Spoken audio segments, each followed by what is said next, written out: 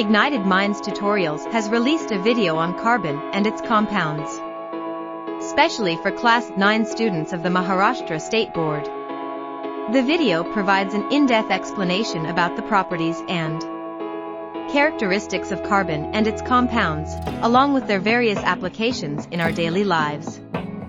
The tutorial also explains the difference between organic and inorganic compounds and covers topics like allotropes of carbon, carbon dioxide, and its effects on the environment, and the versatile nature of carbon in the field of chemistry.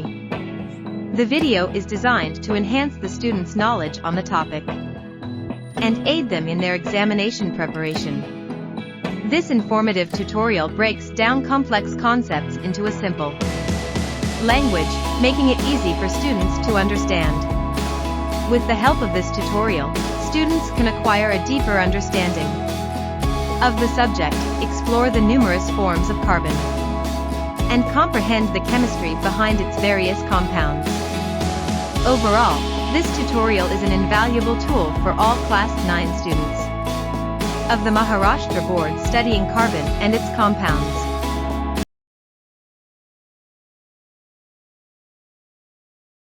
Test cancel कर दिया है।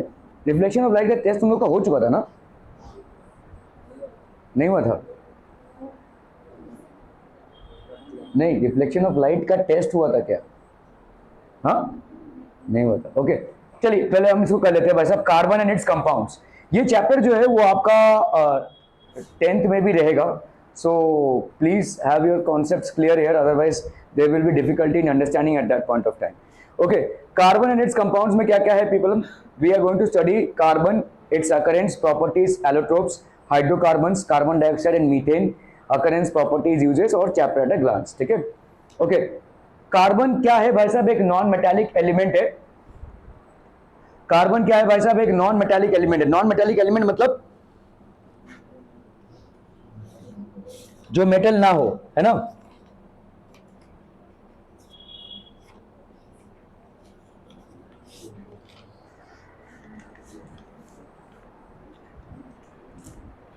Carbon एक non metallic element है, so it is not a metal. ठीक है, it's a non metal. ठीक है, carbon is an important constituent of all substances other than metal, metallic, earthen और ग्लास सब्सटेंसेस। ठीक है, सो ऑब्जेक्ट्स अदर देन मेटालिक, हर चीज में कार्बन मिलेगा आपको। आपके बॉडी में भी बहुत बड़ी मात्रा में कार्बन है।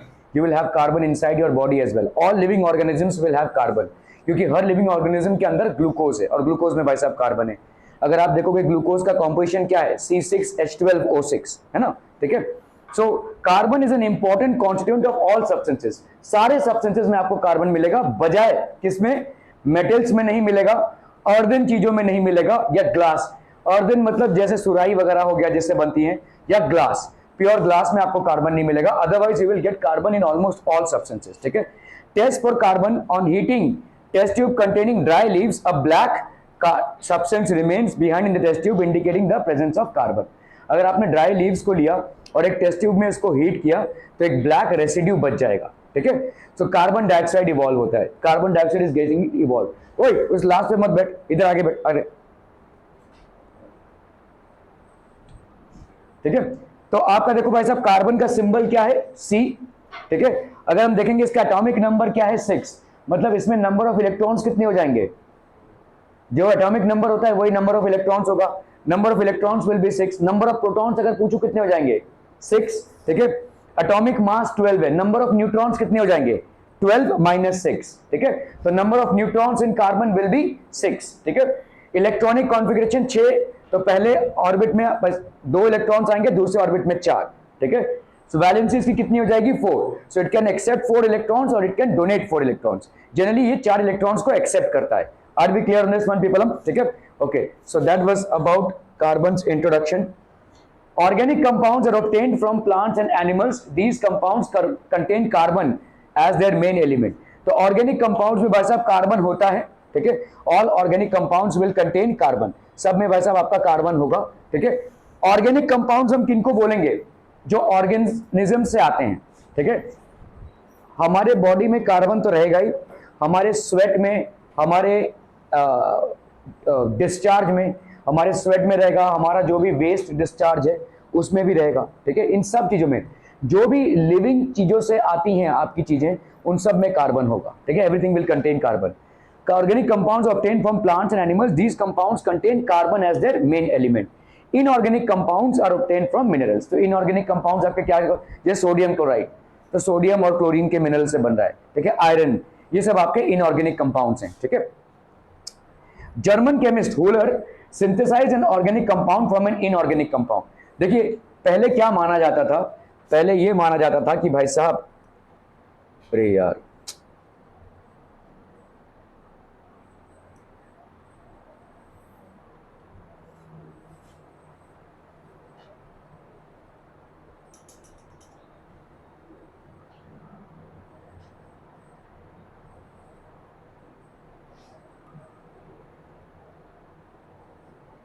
तो पहले के जमाने में साइंटिस्ट लोग क्या मानते थे कि ऑल, मतलब जितने भी ऑर्गेनिक कंपाउंड्स हैं, ऑर्गेनिक, ये नाम क्यों पड़ा है भाई साहब organic compounds, because most of them compounds जो है नाम कहां से पड़ा है भाई साहब, ऑर्गेनिज्म से, ठीक है। ऑर्गेनिज्म से, ऑर्गेनिक कंपाउंड नाम पड़ा है भाई साहब ऑर्गेनिज्म से, ठीक है, क्लियर है। तो लेकिन ये जर्मन साइंटिस्ट जो थे वोलर, उन्होंने पहली बार इनऑर्गेनिक कंपाउंड से ऑर्गेनिक कंपाउंड बना लिया, ठीक है। सो पहले क्या होता था भाई साहब, एक थियरी होती थी जिसको हम बोलते थे vital force theory. This theory was known as vital force theory. अब ये वाइटल फोर्स थियरी बेसिकली होता क्या है, what is this vital force theory? Vital force theory ये बताता है कि जितने भी ऑर्गेनिक कंपाउंड्स होते हैं, जितने भी ऑर्गेनिक कंपाउंड्स होते हैं, ठीक है, वो हमेशा ऑर्गेनिज्म से ही आएंगे, ठीक है। They will always come from organisms, ठीक है, ये ऑर्गेनिज्म से ही आएंगे। मतलब ये बोल रहा है कि वाइटल फोर्स थ्योरी ये बोल रहा है कि ऑर्गेनिजम्स में, सारे लिविंग ऑर्गेनिजम्स में एक स्ट्रेंज सा फोर्स होता है, there is a strange force, ठीक है। एक स्ट्रेंज फोर्स होता है जिसको हम बोलते हैं भाई साहब, और जिससे भाई साहब ऑर्गेनिक कंपाउंड्स बनते हैं, ठीक है। एक स्ट्रेंज फोर्स होता है जिससे आपके ऑर्गेनिक कंपाउंड्स बनते हैं, और इसी फोर्स को हम बोलते हैं वाइटल फोर्स थ्योरी, ठीक है। So what does vital force theory state? that all living animals and plants contain a strange force due to which they are able to form organic compounds. ये strange force भाई साहब क्या हो जाएगा, vital force theory, इसको हम बोलते थे vital force theory। लेकिन वोलर ने पहली बार क्या किया, वोलर ने इनऑर्गेनिक कंपाउंड से, इनऑर्गेनिक कंपाउंड, ये था भाई साहब आपका अमोनियम साइनेट, ये इनऑर्गेनिक कंपाउंड है, मतलब ये आप केमिस्ट्री लैब में बना सकते हैं, ठीक है। अमोनियम साइनेट को इन्होंने भाई साहब हीट किया, ठीक है, इन्होंने हीट किया और ये क्या बना भाई साहब, NH2CONH2, जो क्या है बेसिकली प्राइमरली यूरिया है, जो हमारा वेस्ट है, ठीक है। ये इसने यूरिया बना लिया, ठीक है। So for the first time by heating N inorganic compound N organic compound was obtained. आप लोग कोई भी नोट नहीं करते हैं, मुझे मालूम नहीं आपने किस इंटेलिजेंस से बने हुए हैं, and I bet on this that आप ये कल मैं अगर पूछूं ना जवाब नहीं दे पाएंगे इसका, इट्स अप टू यू, ठीक है। अमोनियम साइनेट है भाई साहब, अमोनियम साइनेट आपका क्या है, इनऑर्गेनिक कंपाउंड है। Ammonium cyanate is basically an inorganic compound, ठीक है, और ये बनाता क्या है भाई साहब, आपका urea, which is an organic compound. एक टेस्ट देता हूं तो किसी का भाई साहब 10 मार्क्स के ऊपर नहीं आता है, और उसका प्राइमरी रीजन ये है कि ना तो आपका नोट्स बनते हैं, ना ही नोटबुक बनती है, ठीक है। इनऑर्गेनिक कंपाउंड से ऑर्गेनिक कंपाउंड पहली बार किसने बनाया, जर्मन साइंटिस्ट वोलर ने बनाया, एंड यहां से आपकी जो वाइटल फोर्स थियरी थी वो कैंसिल हो गई, ठीक है। Vital force theory was cancelled, ये भाई साहब आपका कैंसिल्ड हो गया। वाइटल फोर्स थियरी क्या बोल रहा है कि कोई मिस्टीरियस सा फोर्स है, there is some mysterious force inside organisms due to which they are able to produce organic compounds, ठीक है। एक कोई मिस्टीरियस सा फोर्स है ऑर्गेनिजम्स में, due to which they are able to produce organic compounds. लेकिन जब पहली बार वोलर ने इनऑर्गेनिक कंपाउंड से ऑर्गेनिक कंपाउंड बना लिया, तो इस वाइटल फोर्स थियरी को झटका लगा भाई साहब, इसको कैंसिल करना पड़ा। मतलब आप इनऑर्गेनिक एलिमेंट से भी ऑर्गेनिक कंपाउंड्स बना सकते हैं, ठीक है। So this was basically cancelled, तो वाइटल फोर्स थियरी कैंसिल हो गई। वाइटल फोर्स थियरी ये बोल रही है कि भाई साहब सारे ऑर्गेनिज्म से ही ऑर्गेनिक कंपाउंड्स बनते हैं, और ये कैंसिल हो गया, ठीक है। So who was the person who was behind cancellation of vital force theory? German scientist volar. What did he do? He heated ammonium cyanate, which is basically an inorganic compound, in chemistry lab and obtained urea, which was basically an organic compound. ठीक है? Okay.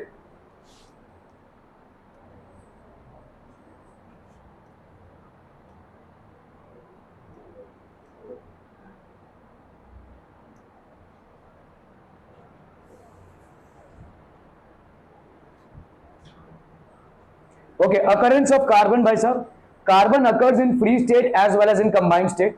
तो आपके free state में भी अकर करता है और combined state में भी, ठीक है। In free state it occurs as diamond and graphite. इनको हम क्या बोलते हैं? What are these known as? What are these known as? 8th standard में पढ़े आप, diamond, graphite, fullerene. What are they known as? They are known as allotropes of carbon. क्या कुछ बोल रहा है मोहन? आनंद बाबू कुछ बोल रहा है? Okay, so what are diamond and graphite known as? Diamond and graphite. तो आपके भाई साहब कार्बन के जो ये फॉर्म्स हैं, अगर हम फ्री स्टेट में देखेंगे, फ्री स्टेट में भाई साहब कार्बन के जो फॉर्म्स हैं, these are known as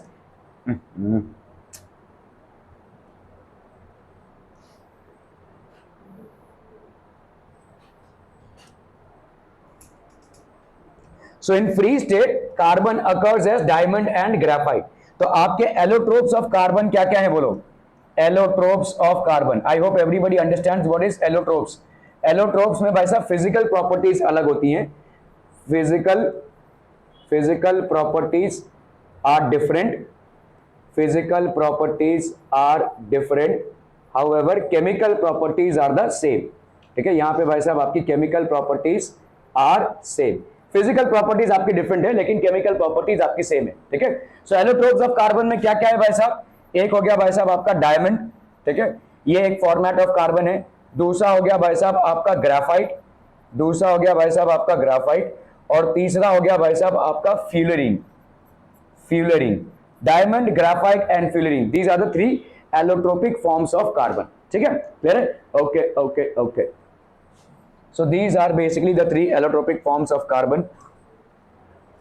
so carbon in the combined state, carbon भाई साहब नेचर में कंबाइंड स्टेट में भी अकर करता है। कैसे? Carbon dioxide, we all know, we all are breathing out carbon dioxide. What else? Carbonates, calcium carbonate, marble, calamine, ये सब आपका बेसिकली एग्जिस्ट करता है। कैल्शियम कार्बोनेट मतलब आपका हो गया CaCO3, ठीक है, मार्बल, ठीक है, तो आप समझ लो भाई साहब ये हो गया CaCO3, ठीक है, कैल्शियम कार्बोनेट हो गया ये, और यही आपका मार्बल भी है। ठीक है, कैल्शियम कार्बोनेट, ये नेचर में मैग्नीशियम कार्बोनेट, ऐसे कार्बोनेट्स में एग्जिस्ट करता है। So this is basically what? Magnesium carbonate, this is magnesium carbonate.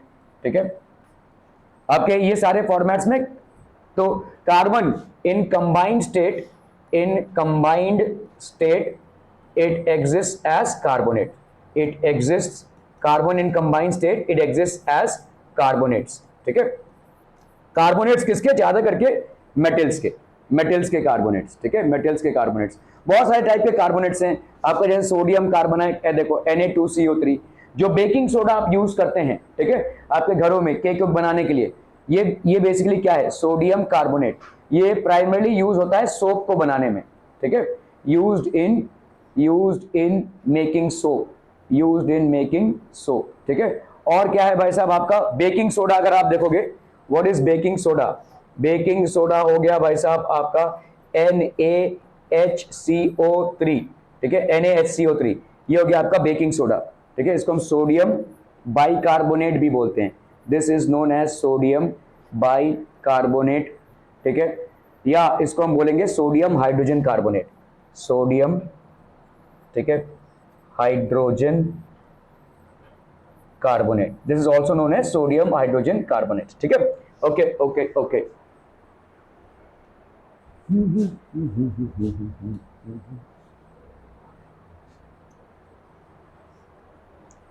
और क्या है भाई साहब आपका? Fossil fuel, coal, petroleum, natural gas. ठीक है, carbon will exist as fossil fuels of coal, petroleum, natural gas. आपको जितने भी मिनरल ऑयल्स मिलते हैं वो सब कार्बन के फॉर्मेट्स हैं।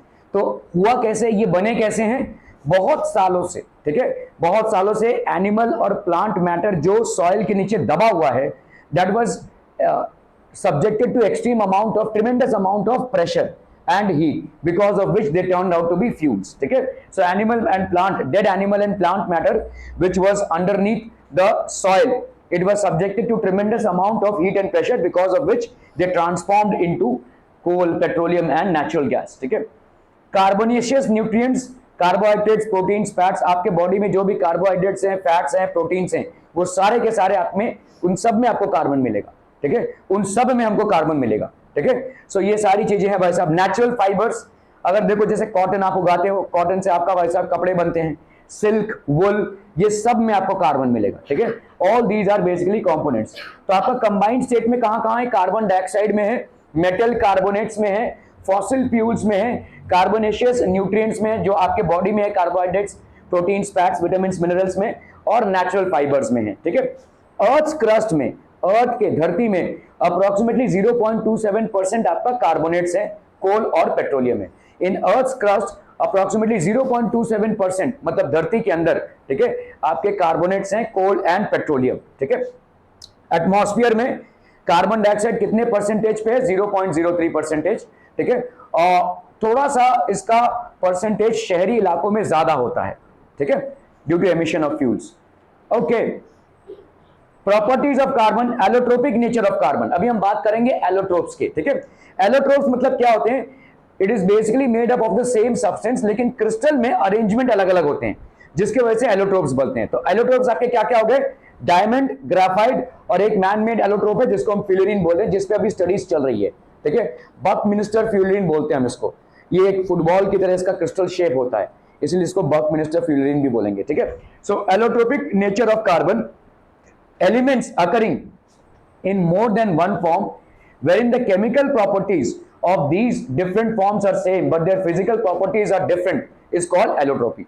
तो मतलब एक ही एलिमेंट का अलग अलग फॉर्म में एग्जिस्ट करना, जहां पे क्या होता है, इनकी फिजिकल प्रॉपर्टीज सेम है लेकिन केमिकल प्रॉपर्टीज अलग अलग हैं, तो इसको हम बोलते हैं एलोट्रोपी. ठीक है, and carbon exist in 3 allotropic formats. What are they? देखिए, अगर हम सिर्फ क्रिस्टलाइन फॉर्मेट, देखो कार्बन 2 फॉर्मेट्स में एग्जिस्ट करता है, एक होता है क्रिस्टलाइन, एक होता है एमॉर्फस. क्रिस्टलाइन फॉर्म में आपके 3 एलोट्रोप्स हैं. ठीक है, carbon exhibits allotropy, allotropes of carbon. तो क्रिस्टलाइन फॉर्मेट अगर हम देखेंगे, have regular and definite arrangement of atoms, proper arrangement है. ठीक है, have definite geometric shape, have high melting and boiling points. तो 2 फॉर्मेट्स हैं आपके कार्बन के, एक है क्रिस्टलाइन फॉर्म और दूसरा है एमॉर्फस फॉर्म. क्रिस्टलाइन फॉर्म में आपके एलोट्रोप्स क्या क्या हैं? डायमंड, ग्राफाइट और फ्यूलरिन. हम सब ने डायमंड देखा है, हम सब ने ग्राफाइट भी देखा होगा. अगर आप बोलेंगे कहां, आपके जो ग्रीस वगैरह लगता है, ग्रीस बेसिकली ग्राफाइट है. आपके जो पेंसिल लेड में जो ये यूज हो रहा है, दैट इज ऑल्सो ग्राफाइट. ठीक है, ये सब ग्राफाइट है आपका. ठीक है, और क्या है? फ्यूलरिन. फ्यूलरिन पे अभी फिलहाल स्टडीज चल रही हैं. ठीक है, we have to decode its properties. Amorphous form में क्या क्या हो जाएगा भाई साहब? एमॉर्फस मतलब नॉन क्रिस्टलाइन फॉर्म. क्या क्या है? कोल, चारकोल, ठीक है, एंड कोक. कोल होता है भाई साहब आपका, कोल, कोयला देखा होगा आपने सबने. ठीक है, have arrangement of atoms is not regular, कैसा भी शेप का होगा, इसका रेगुलर शेप ऑफ अरेंजमेंट नहीं है. तो कार्बन के भाई साहब 2 टाइप के फॉर्मेट्स हैं. There are 2 forms of carbon, one is crystalline and the other one is amorphous. ठीक है, one is crystalline and the other one is amorphous. Crystalline format में आपका रेगुलर अरेंजमेंट ऑफ एटम्स होता है और amorphous में irregular arrangement of atoms होता है. ठीक है, क्रिस्टलाइन फॉर्मेट में 3 एलोट्रोप्स क्या क्या हैं आपके? Diamond, graphite and fullerene. और नॉन क्रिस्टलाइन फॉर्मेट में क्या क्या है भाई साहब? आपका कोल, जो कोयला है. चारकोल कैसे बनता है आपने देखा है? अगर वुड को आप पूरा पूरा बर्न नहीं करेंगे, आप पूजा सामग्री कभी खरीदने गए हैं तो उसमें आपका देखो एक जो पूजा भंडार होता है, वहां पे ऐसा चारकोल टाइप का मिलता है. ठीक है, उसको हम चारकोल बोलते हैं. ठीक है, that is known as charcoal या कोक. ठीक है, coal, charcoal and coke, these are the 3 formats which are there in amorphous forms. ठीक है, डायमंड अगर आप देखोगे, ये डायमंड का स्ट्रक्चर है. देखो, this is how the diamond structure is. ठीक है, every carbon atom is bonded to 4 neighbouring atoms. हर एक कार्बन एटम ऐसे 4 नेबरिंग एटम से जॉइंट है. Every carbon atom in a diamond crystal is bonded to 4 carbon atoms. ठीक है, by covalent bonds. अभी कोवैलेंट बॉन्ड्स क्या होते हैं? जहां पे शेयरिंग होती है. ठीक है, शेयरिंग कैसे भाई साहब?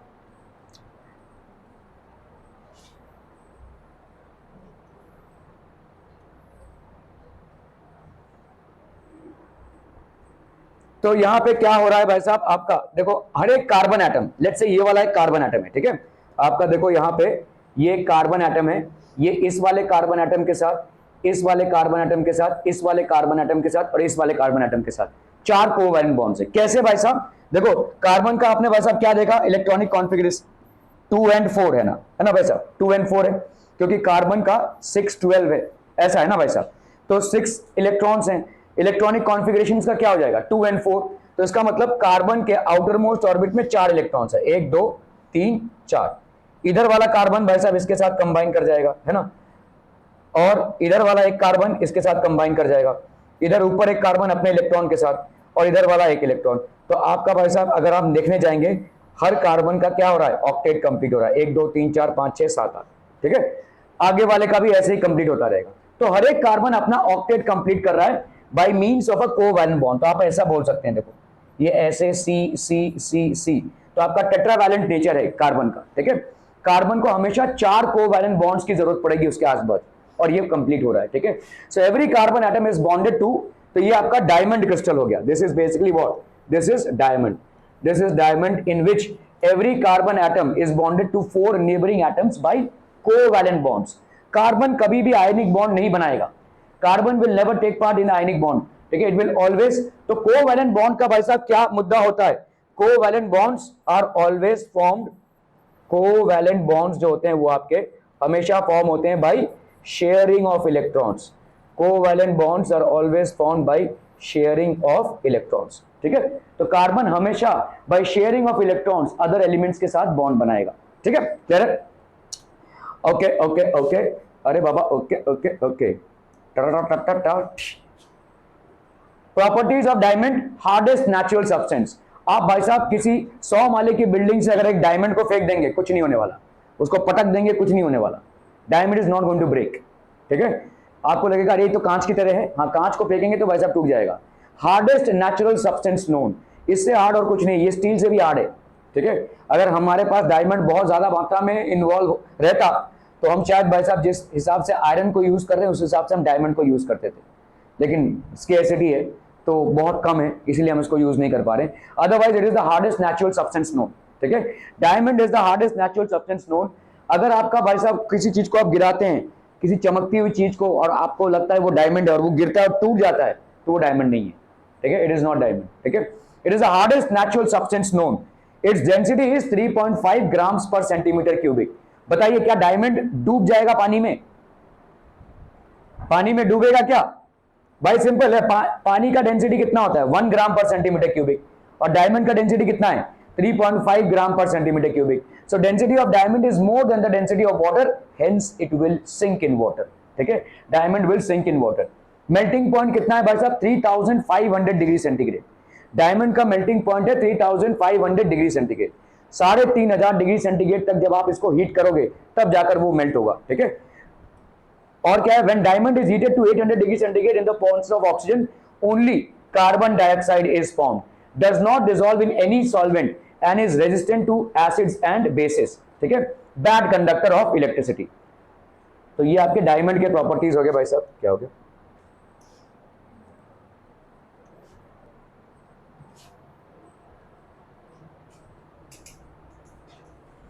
ठीक है। सो यहां पे देखो हार्डेस्ट नेचुरल सब्सटेंस नोन, ये बहुत ज्यादा हार्ड होता है, मतलब इसको आप कहीं से भी फेंक दो पटक दो कुछ नहीं टूटेगा, ये it is not going to break, ठीक है। डेंसिटी भाई साहब मतलब this will sink in water, it will sink in water, क्यों, क्योंकि भाई साहब वाटर की डेंसिटी कितनी होती है, वाटर की अगर आप डेंसिटी देखोगे, वाटर की डेंसिटी होती है भाई साहब 1 ग्राम पर centimetre cubic. So diamond will sink in water. Melting point अगर आप देखोगे, आयरन, आयरन इतना हार्ड मटेरियल होता है, आयरन का मेल्टिंग पॉइंट कितना होता है, आयरन का भाई साहब अगर आप देखोगे melting point it's how much people, 1538 degree centigrade. और डायमंड का देखो भाई साहब, डायमंड का मेल्टिंग पॉइंट जब ये मेल्ट होना चालू हो जाएगा 3500 डिग्री सेंटीग्रेड, मतलब आयरन का भी दुगना है, आयरन मेल्ट हो जाएगा लेकिन डायमंड मेल्ट नहीं होगा, ठीक है। जब आप 800 डिग्री सेंटीग्रेड तक कार्बन को हीट, असल में है क्या, डायमंड तो कार्बन ही है ना भाई साहब, जब आप इतने टेम्परेचर पे इसको हीट करोगे it will start forming carbon dioxide. क्या होगा भाई साहब, ये ऑक्सीजन ऑफ एयर के साथ कंबाइन करेगा और कार्बन डाइऑक्साइड फॉर्म करेगा। There is nothing that's going to be formed out of diamond. Diamond carbon है, उसको आप भाई साहब in the presence of oxygen अगर हीट करोगे तो कार्बन डाइऑक्साइड बनाएगा, ठीक है, सिंपल है। Does not dissolve in any solvent and is resistant to acids and bases, किसी भी सॉल्वेंट में इंक्लूडिंग वाटर, ठीक है, वाटर या किसी भी एसिड में, ठीक है, या किसी भी बेस में भाई साहब आपका डायमंड डिसॉल्व नहीं होगा, ठीक है, जिसके लिए हम ऑर्नामेंट्स बनाते हैं डायमंड से। आप भाई साहब कोई डायमंड को जमीन के अंदर गाड़ के रख दीजिए, 50 साल बाद भी 100 साल बाद भी वैसे का वैसा ही मिलेगा आपको, क्योंकि जमीन के अंदर जितने भी एसिड्स एंड बेसिस हैं वो उसके साथ रिएक्ट नहीं करेंगे। इसीलिए हम डायमंड्स को यूज करते हैं ऑर्नामेंट्स बनाने में, ठीक है, ऑर्नामेंट्स बनाने में हम डायमंड को यूज करते हैं। Bad conductor of electricity, it will not conduct electricity because it is made up of carbon. Carbon से बना हुआ है भाई साहब ये, और कार्बन अपने आप में क्या है, नॉन मेटालिक है। कोई भी नॉन मेटालिक चीज भाई साहब इलेक्ट्रिसिटी कंडक्ट नहीं करती है, इलेक्ट्रिसिटी भाई साहब कंडक्शन नहीं होगा। क्लियर हम people hmm? Okay okay okay.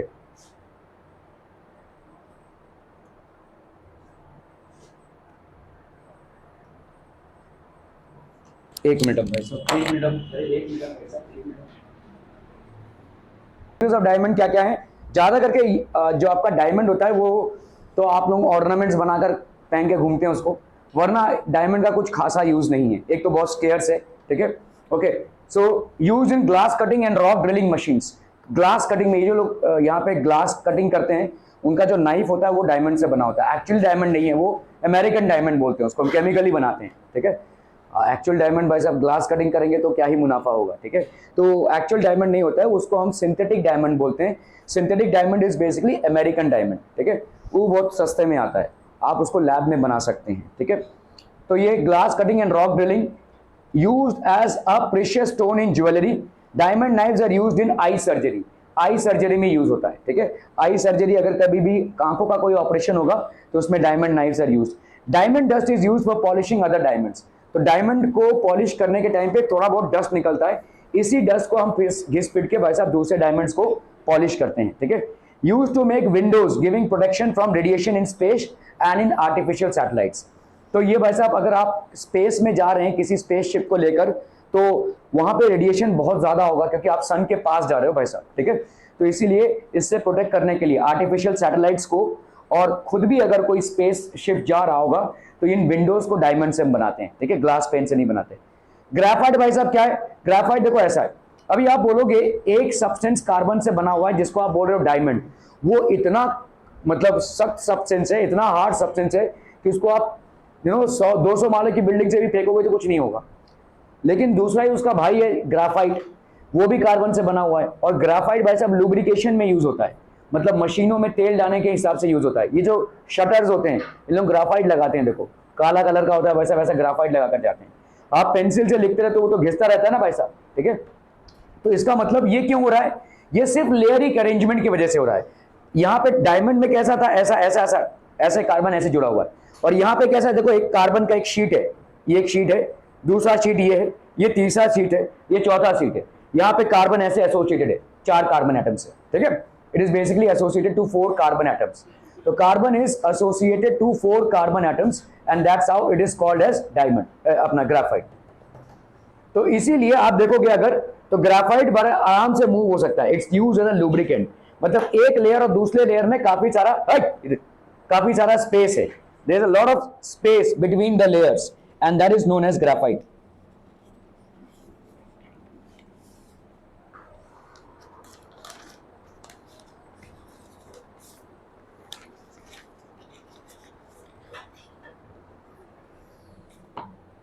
ठीक है, क्लियर अब? सो आपका अगर ग्राफाइट हम देखते हैं तो काफी सारे लेयरिक अरेंजमेंट्स हैं, काफी सारे वैसे वैसे लेयर्स हैं, ठीक है। सो इस लेयर्स के वजह से काफी सारा स्पेस है, जिसके वजह से ग्राफाइट जो है it's a good conductor of electricity, ठीक है। ग्राफाइट आपका एक गुड कंडक्टर ऑफ इलेक्ट्रिसिटी, क्योंकि इलेक्ट्रॉन्स जो है तो इस एम्प्टी स्पेस से मूव कर सकते हैं। Because of layered arrangement of carbon in between there's a lot of empty space, and because of this empty space one layer of graphite can move over the other, and that's the reason graphite is extensively used as a lubricant. And the other thing is that graphite में जो electrons है वो smoothly इसमें move कर सकते हैं, they can smoothly move through them, ठीक है। So graphite is a good conductor of electricity. Each carbon atom is covalently bonded to 3 other neighboring atoms. तो हर एक कार्बन एटम जो है तो 3 कार्बन एटम से बॉन्डेड है to form a hexagonal structure. तो इस तरीके का हेक्सागोनल, मिठाई का डब्बा होता है ना, वो 1 2 3 4 6 कोने दिखते हैं जैसे, वैसा स्ट्रक्चर है इसका, देखो it is basically hexagonal structure, ठीक है। Each graphite crystal is made up of many sheets और लेयर्स ऑफ कार्बन एटम। तो ये एक लेयर हो गया 6 कार्बन एटम का, ये एक लेयर हो गया 6 कार्बन एटम का, ये एक लेयर हो गया। बीच में काफी सारा एम्प्टी स्पेस है और इस एम्प्टी स्पेस के चलते एक लेयर दूसरे लेयर के ऊपर स्लाइड कर सकता है और इस एम्प्टी स्पेस के चलते काफी सारे इलेक्ट्रॉन्स इसमें से मूव हो सकते हैं, which makes graphite a lubricant as well as a good conductor of electricity। ओमिक इस स्विच को बंद कर देना, thank you. One layer of graphite is called as graphene. ये जो आपको एक लेयर दिख रहा है, इस लेयर ऑफ ग्राफाइट को हम बोलेंगे ग्राफीन। प्रॉपर्टीज ऑफ ग्राफाइट क्या क्या है? ब्लैक है, सॉफ्ट है, ब्रिटल है और स्लिपरी है। स्लिपरी और सॉफ्ट है इसीलिए हम इसको एज अ लुब्रिकेंट यूज करते हैं। मशीन, आप जब गाड़ियों की सर्विसिंग कराते हैं तो गाड़ियों में मोटर पार्ट्स में ग्राफाइट लगाया जाता है, ठीक है। आप जब ये शटर जो धीरे धीरे मतलब अटकने लगता है तब हम वो जो शटर सर्विसिंग करने आते हैं वो लोग दोनों तरफ ग्राफाइट लगाते हैं, ठीक है।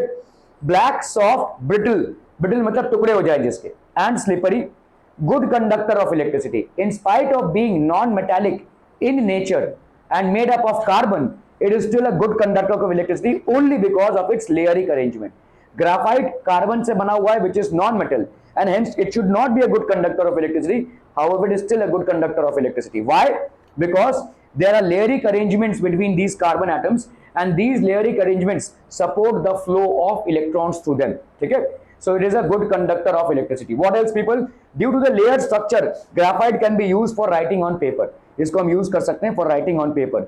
इट्स डेंसिटी कहां से कहां तक है भाई साहब? 1.9 to 2.3 ग्राम पर centimetre cubic. Will it sink or float in water? It is going to sink in water, ठीक है। Does not dissolve in most solvents. ज्यादा करके सॉल्वेंट्स में ये डिसॉल्व नहीं होता। Uses of graphite for making lubricants. Lubricants मतलब क्या होते हैं? जो आप भाई साहब जैसे मशीनों में तेल डालते हैं या गाड़ियों की सर्विसिंग में जो यूज करते हैं उसको हम बोलते हैं lubricants, to make it more मतलब फ्रिक्शन को किल करने के लिए, ठीक है। For making carbon electrodes. Carbon electrodes, electrodes क्यों? क्योंकि ये इलेक्ट्रिसिटी कंडक्ट करता है, ठीक है। सो हेंस ये जो बैटरीज बनती हैं, ज्यादा करके बैटरीज में जो इलेक्ट्रोड्स डिप्ट होते हैं एसिड में, वो कौन से इलेक्ट्रोड्स होते हैं? कार्बन इलेक्ट्रोड्स होते हैं, because they are good conductors of electricity. ये तो हमको मालूम ही है कि पेंसिल में जो पेंसिल लेड बनता है वो ग्राफाइट से बनता है, ठीक है। In paints and polish, in arc lamps which give a very bright light, ठीक है। For experiment to prove that graphite is a good conductor of electricity. आपने भाई साहब यहां से कनेक्ट किया सेल और बल्ब को, तो graphite will be what? A good conductor of electricity, है कि नहीं? Experiment to prove that graphite is a good conductor of electricity. Graphite आपका एक अच्छा कंडक्टर है इलेक्ट्रिसिटी का। अगर आपने भाई साहब यहाँ पे इसको कनेक्ट किया सेल और बल्ब से तो इलेक्ट्रिसिटी विल फ्लो थ्रू, ठीक है। तो graphite is a good conductor of electricity. The electric bulb in the circuit glows. Graphite present in a pencil lead is a good conductor of electricity। It is a good conductor of electricity। Fullerene किसको बोलते हैं भाई साहब? Fullerenes are found in soot and in interstellar space, ठीक है। soot में और interstellar space में find होता है। The first example of fullerene is Buckminster fullerene। It is basically C60, ठीक है। Properties इसकी क्या है भाई साहब? Fullerenes are found in the form of buckyballs and bucky tubes, जिसको हम कार्बन मोनोट्यूब्स बोलते हैं। इस पे काफी सारी स्टडी अभी चल रही है। We do not have a good list of the properties of fullerene, it is still under observation, ठीक है। There are 30 to 900 carbon atoms in one molecule of fullerene। एक मॉलिक्यूल में 30 से लेकर 900 कार्बन एटम्स हो सकते हैं, ठीक है। They are soluble in organic solvents। तो डायमंड और ग्राफाइट देखो दोनों भी soluble नहीं थे ज्यादा करके सॉल्वेंट्स में, लेकिन ये भाई साहब सॉल्वेंट्स में soluble है। कार्बन डाइसल्फाइड में, क्लोरोबेंजीन में, ठीक है। यूजेस इससे क्या हो जाएंगे भाई साहब? Insulator, it's used as a catalyst in water purification, ठीक है। And exhibit super conductivity. Super conductivity आप हायर क्लासेस में पढ़ेंगे क्या होता है, ठीक है।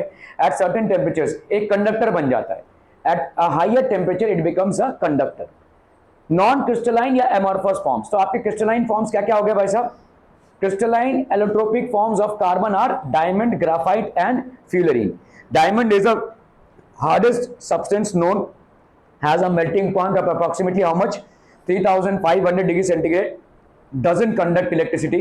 It is used for rock cutting or basically glass cutting। It is used as jewelry, ठीक है। It is used for eye surgeries। ये सारी चीजें हैं भाई साहब डायमंड की। ग्राफाइट की बात करें हम तो it is basically a allotropic form of carbon and it is having a crystalline layer, मतलब 6 कार्बन्स का लेयर है, ऐसे लेयरिक अरेंजमेंट है।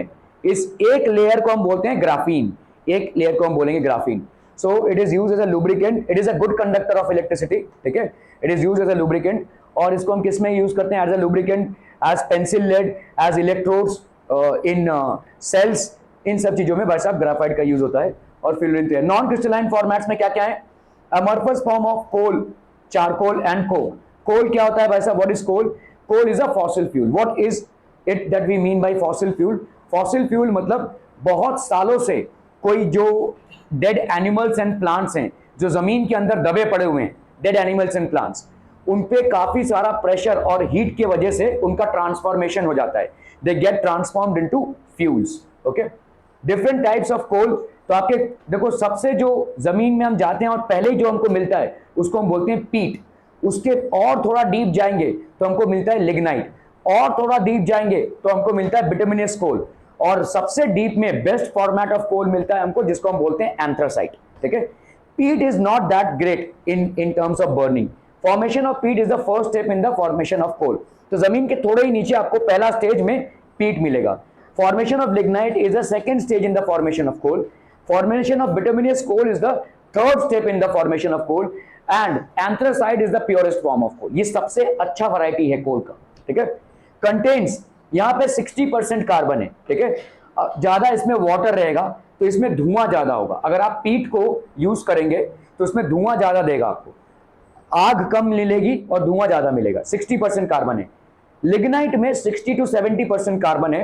बिटुमिनस कोल में 70 to 90% कार्बन है, और एंथ्रासाइट में ऑलमोस्ट 95% कार्बन है। Best format of fuel is anthracite. ठीक है, not much heat can be obtained, उतना ज्यादा अच्छा फ्यूल ये नहीं है। It is formed by peat increase pressure and temperature. Bituminous coal को हम ज्यादा करके फ्यूल्स में यूज नहीं करते हैं। Anthracite is the best format. ठीक है, अगर आप कोल के हीटिंग पर्पसेस को देखेंगे। Uses of coal, factories and homes, coke, coal gas, coal tar, thermal power plants for generation of electricity. Charcoal कहां पे यूज होता है भाई साहब? Made from animal bones, horns etcetera, इससे बनता है भाई साहब। Made from plants by combustion of wood and insufficient supply of air. ठीक है, प्रॉपर्टीज ऑफ चारकोल क्या क्या हो जाएंगी भाई साहब? Highly porous and brittle in nature. ये हाईली पोरस है एंड ब्रिटल है भाई साहब इन नेचर में। It is a bad conductor of heat and electricity. Charcoal भाई साहब आपका बैड कंडक्टर होगा। Uses of charcoal, purification of water and organic material. तो वाटर और ऑर्गेनिक मटेरियल के प्यूरिफिकेशन में ये लगता है। Coke, pure coal that remains when coal gas has been taken away from coal is called coke. देखो, coal को आप बर्न कर रहे हो, बर्न करने से कोल गैस निकलता है। इस कोल गैस को अगर आप हटा देते हो तो जो बचता है उसको हम बोलते हैं कोक। ठीक है, the pure coal that remains when coal gas is removed or taken away from coal is known as coke, and this is an amorphous form of carbon. ये भी एक एलोट्रोपिक फॉर्म है। यूजेस ऑफ कोक क्या क्या हो जाएगा भाई साहब? Domestic fuel and as a reducing agent. Reducing agent मतलब क्या है? कार्बन ऑक्सीजन को लेकर भागता है। तो किसी भी सब्सटेंस में अगर ऑक्सीजन है और उस ऑक्सीजन को आपको भगाना है तो आप कोक को यूज कर सकते हैं। ठीक है, coke can take away that oxygen as reducing agent. In the production of aeriform fuel as water gas, COH2, ठीक है, and producer gas, इन दोनों के अलग अलग यूजेस हैं। तो कार्बन मोनोऑक्साइड प्लस H2 इसको हम बोलते हैं water gas. Carbon monoxide plus hydrogen plus carbon dioxide plus nitrogen, इसको अपन बोलते हैं producer gas. Solubility of carbon, ठीक है, coal powder carbon does not dissolve in solvents like water, kerosene and cooking oil. ये सब इन चीजों में भाई साहब डिसॉल्व नहीं होता है। वाटर में भी डिसॉल्व नहीं होगा, केरोसिन में भी डिसॉल्व नहीं होगा, कुकिंग ऑयल में भी नहीं। ठीक है, क्या हो गया भाई साहब? बहुत प्रॉब्लम है।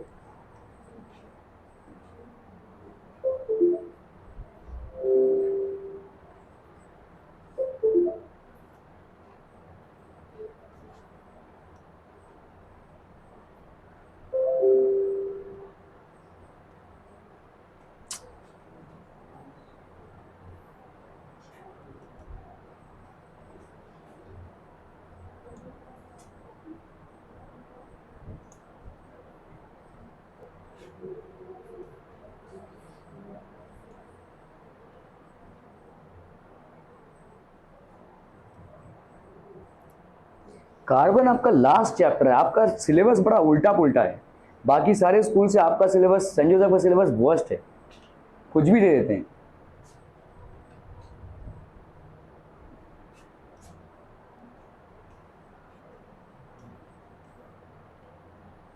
ऑब्जर्विंग टेलीस्कोप भाई साहब वो भी लास्ट चैप्टर है आपका।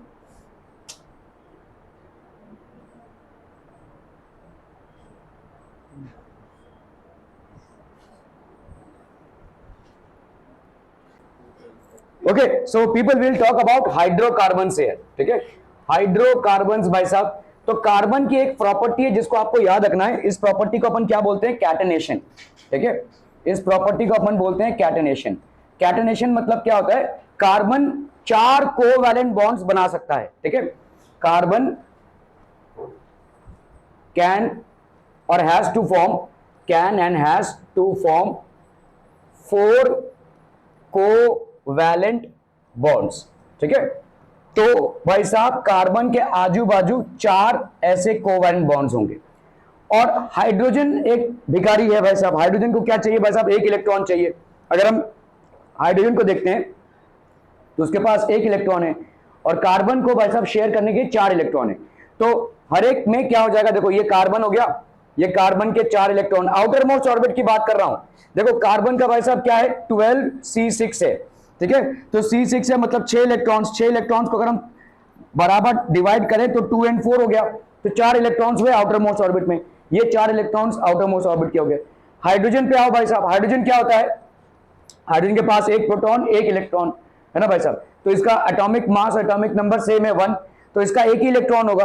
तो हाइड्रोजन का 1 इलेक्ट्रॉन को लेट्स से हम ऐसे रिप्रेजेंट कर रहे हैं, तो इधर एक हाइड्रोजन आ गया, ठीक है, इधर एक हाइड्रोजन आ गया, इधर एक हाइड्रोजन आ गया और इधर एक हाइड्रोजन आ गया, ठीक है। अभी इन दोनों इलेक्ट्रॉन्स पे हाइड्रोजन का भी हक है, कार्बन का भी।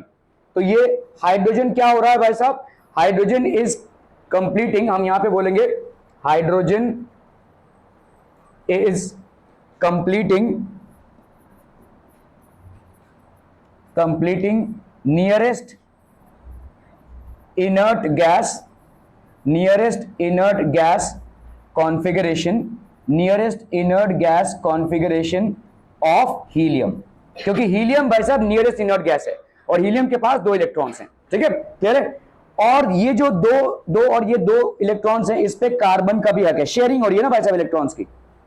तो कार्बन के इलेक्ट्रॉन्स काउंट कीजिए, 1 2 3 4 5 6 7 8, तो carbon completes it's octet.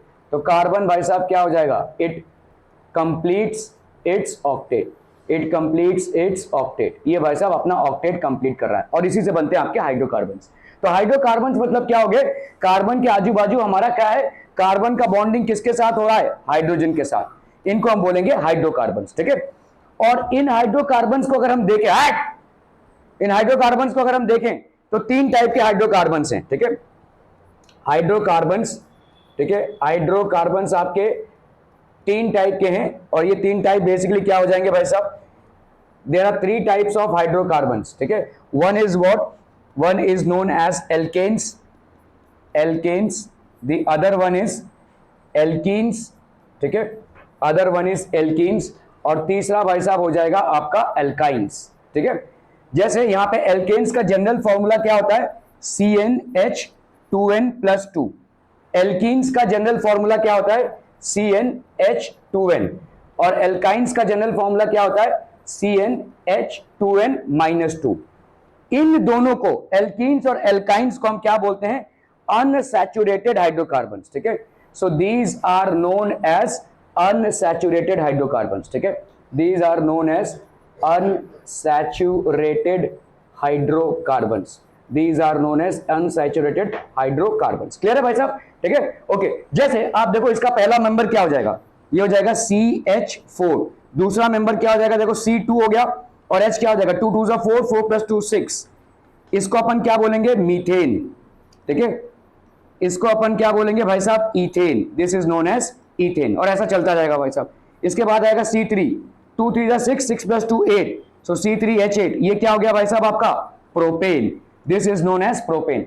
Alkenes पे आते हैं हम भाई साहब, एल्कीन्स पे, ठीक है। सी यहां पे 2 से ही स्टार्ट होगा और मैं बताता हूं आपको क्यों 2 से स्टार्ट होगा, क्योंकि एल्कीन्स में कार्बन और कार्बन के बीच में बनता है डबल बॉन्ड, एल्केन्स में कार्बन और कार्बन के बीच में बनता है सिंगल बॉन्ड, और एल्काइंस में किन्हीं 2 कार्बन के बीच में बनेगा ट्रिपल बॉन्ड, किन्हीं 2 कार्बन के बीच में, ठीक है, एटलीस्ट 2 कार्बन के बीच में ट्रिपल बॉन्ड बनेगा। एटलीस्ट 2 कार्बन के बीच में डबल बॉन्ड बनेगा और एटलीस्ट 2 कार्बन के बीच में सिंगल बॉन्ड बनेगा, ठीक है। अगर हम भाई साहब यहां पे आते हैं तो ये क्या हो जाएगा बोलो, सी, ये पहला मेंबर होगा इसका C2H4, that is ethene, that is ethene. इसके बाद क्या हो जाएगा भाई साहब C3H6, ये क्या हो गया भाई साहब प्रोपीन, ये हो गया आपका प्रोपीन। और क्या हो जाएगा C4H8, ये हो गया भाई साहब आपका ब्यूटीन, दिस इज ब्यूटीन, ठीक है। अभी आप आते हैं किसमें, एल्काइंस में। एल्काइंस भाई साहब क्या हो जाएगा आपका, देखो यहां पे भी C2 से चालू होगा, 2 2 4 4 - 2, तो ये हो गया C2H2, ठीक है। इसका भाई साहब क्या हो जाएगा बोलो C3, 2 3 6 6 - 2, 6 - 2 दैट इज हो गया 4, तो ये क्या हो जाएगा भाई साहब, this is known as ethyne, ठीक है। यहां पे इथाइन हो गया, this is known as propyne, this is known as propyne. अब यहां पे C4 अगर हम लेते हैं, 2 4 8 8 - 2 कितना हो गया भाई साहब आपका 6, इसको हम क्या बोलेंगे, ब्यूटाइन, ठीक है। ये हो गया भाई साहब आपके कार्बन कंपाउंड्स, ठीक है। सो अगर हम देखते हैं भाई साहब यहां पे क्या हो गया भाई साहब,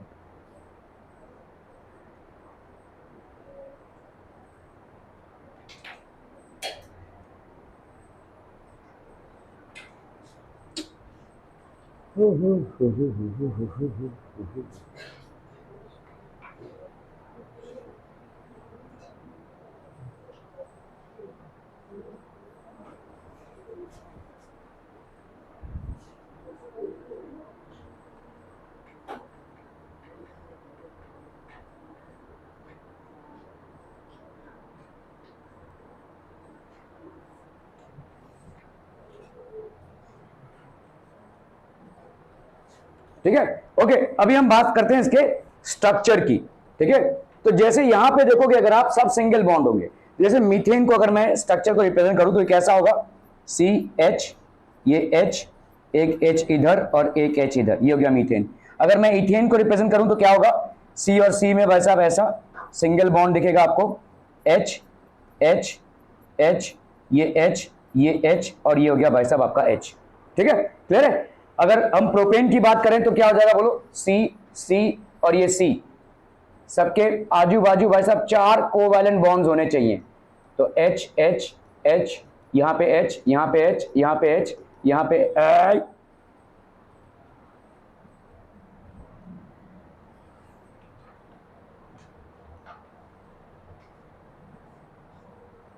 सो दिस विल बी आपका हो गया भाई साहब, दिस इज मीथेन, ठीक है, this is ethane and this is propane, this is propane.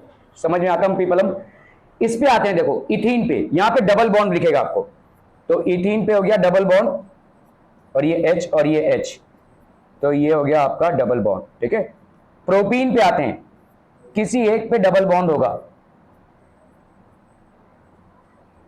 H, ये हो गया H, ये हो गया H, 1 2 3 और यहां पे हो गया भाई साहब H और ये H, ठीक है। ब्यूटीन, ब्यूटीन पे आते हैं भाई साहब, क्या हो जाएगा, डबल बॉन्ड, ये और ये सिंगल बॉन्ड, किसी 2 कार्बन एटम के बीच में डबल बॉन्ड होगा, तो बाकी में भाई साहब यहां पे और कितने बचे, देखो 1 2 3 और ये 4, यहां पे 1 2 3 और ये 4, 1 2 3 4, 1 2 3 4, जहां जहां भी आपने डैश लगाया है वहां पे H लगा दीजिए, this will be basically what, this will B butene, इसको अपन बोलेंगे भाई साहब ब्यूटीन, ठीक है।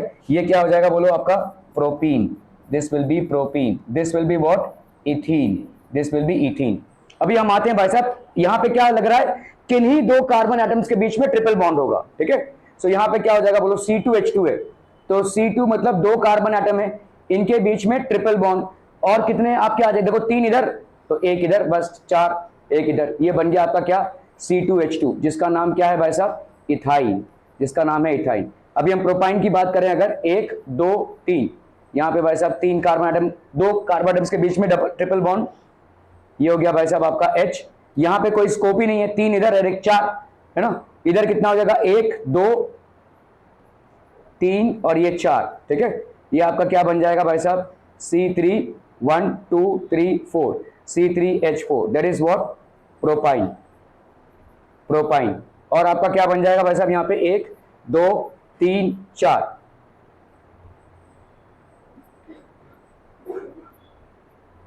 H H H, यहां पे हो गया भाई साहब H, यहां पे हो गया H, ठीक है, 1 2 3 4 हो गया ये भाई साहब, यहाँ पे हो गया H, so this is what butyl, this is what butyl. Clear है, are we clear on this one people hmm, ठीक है। So this is how the alcohols are, okay sorry अपना हाइड्रोकार्बन्स आर।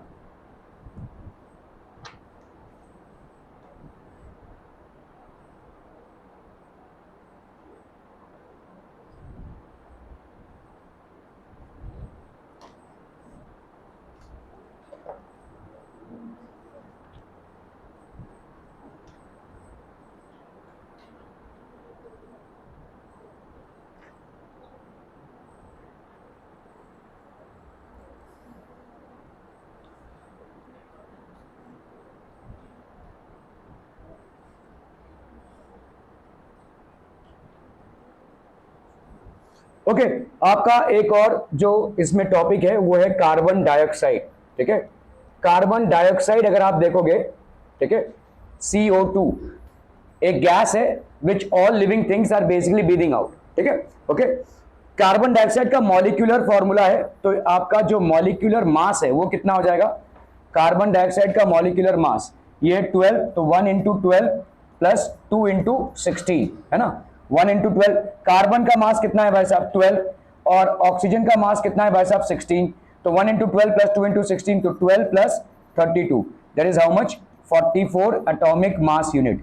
इसको अपन क्या बोलेंगे 44 AMU, ठीक है, atomic mass unit, atomic mass unit, ये एटॉमिक मास यूनिट, ठीक है। ये अपन बोल सकते हैं कि भाई साहब मॉलिक्यूलर मास, अगर इसको हमने ग्राम्स में कन्वर्ट कर दिया, molecular mass of carbon dioxide, molecular mass of carbon dioxide, ठीक है, इज हाउ मच पीपल, हम 44 ग्राम्स, ठीक है। क्लियर है, carbon dioxide. Okay carbon dioxide भाई साहब इसका मेल्टिंग पॉइंट कितना है, इसका मेल्टिंग पॉइंट है 56.6 डिग्री सेंटीग्रेड, मतलब इसके बाद पहले ये सॉलिड होता है, और सॉलिड कार्बन डाइऑक्साइड को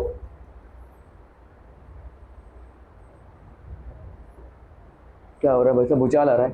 सॉलिड कार्बन डाइऑक्साइड को अपन क्या बोलते हैं, this is also known as dry ice, ठीक है। Solid carbon dioxide is also known as dry ice. इसको हम बहुत सारे कूलिंग्स में इस्तेमाल करते हैं, इसमें पानी नहीं निकलता है और ठंडा करता है ये, ठीक है। ऐसा कोई भी प्रोसेस जहां पे आपको पानी नहीं चाहिए, जैसे बर्फ अगर आप लगाओगे तो उसमें से भाई साहब पानी भी निकलेगा, लेकिन अगर ड्राई आइस है तो उसमें से पानी नहीं निकलेगा, ठीक है। So this is called solid carbon dioxide. इसका भाई साहब अगर आप देखोगे मेल्टिंग पॉइंट कितना है, -56.6 degree centigrade, and hence it is known as dry ice, ठीक है। ये सुषमा पाटिल है ना, सुषमा पाटिल भाई साहब हंसता खेलता स्कूल है ये, मजा आ जाए भाई साहब, इधर एडमिशन ले लो, सुबह भाई साहब टाई बांध के चले जाओ और शाम को नाचो, और क्या चाहिए जीवन में।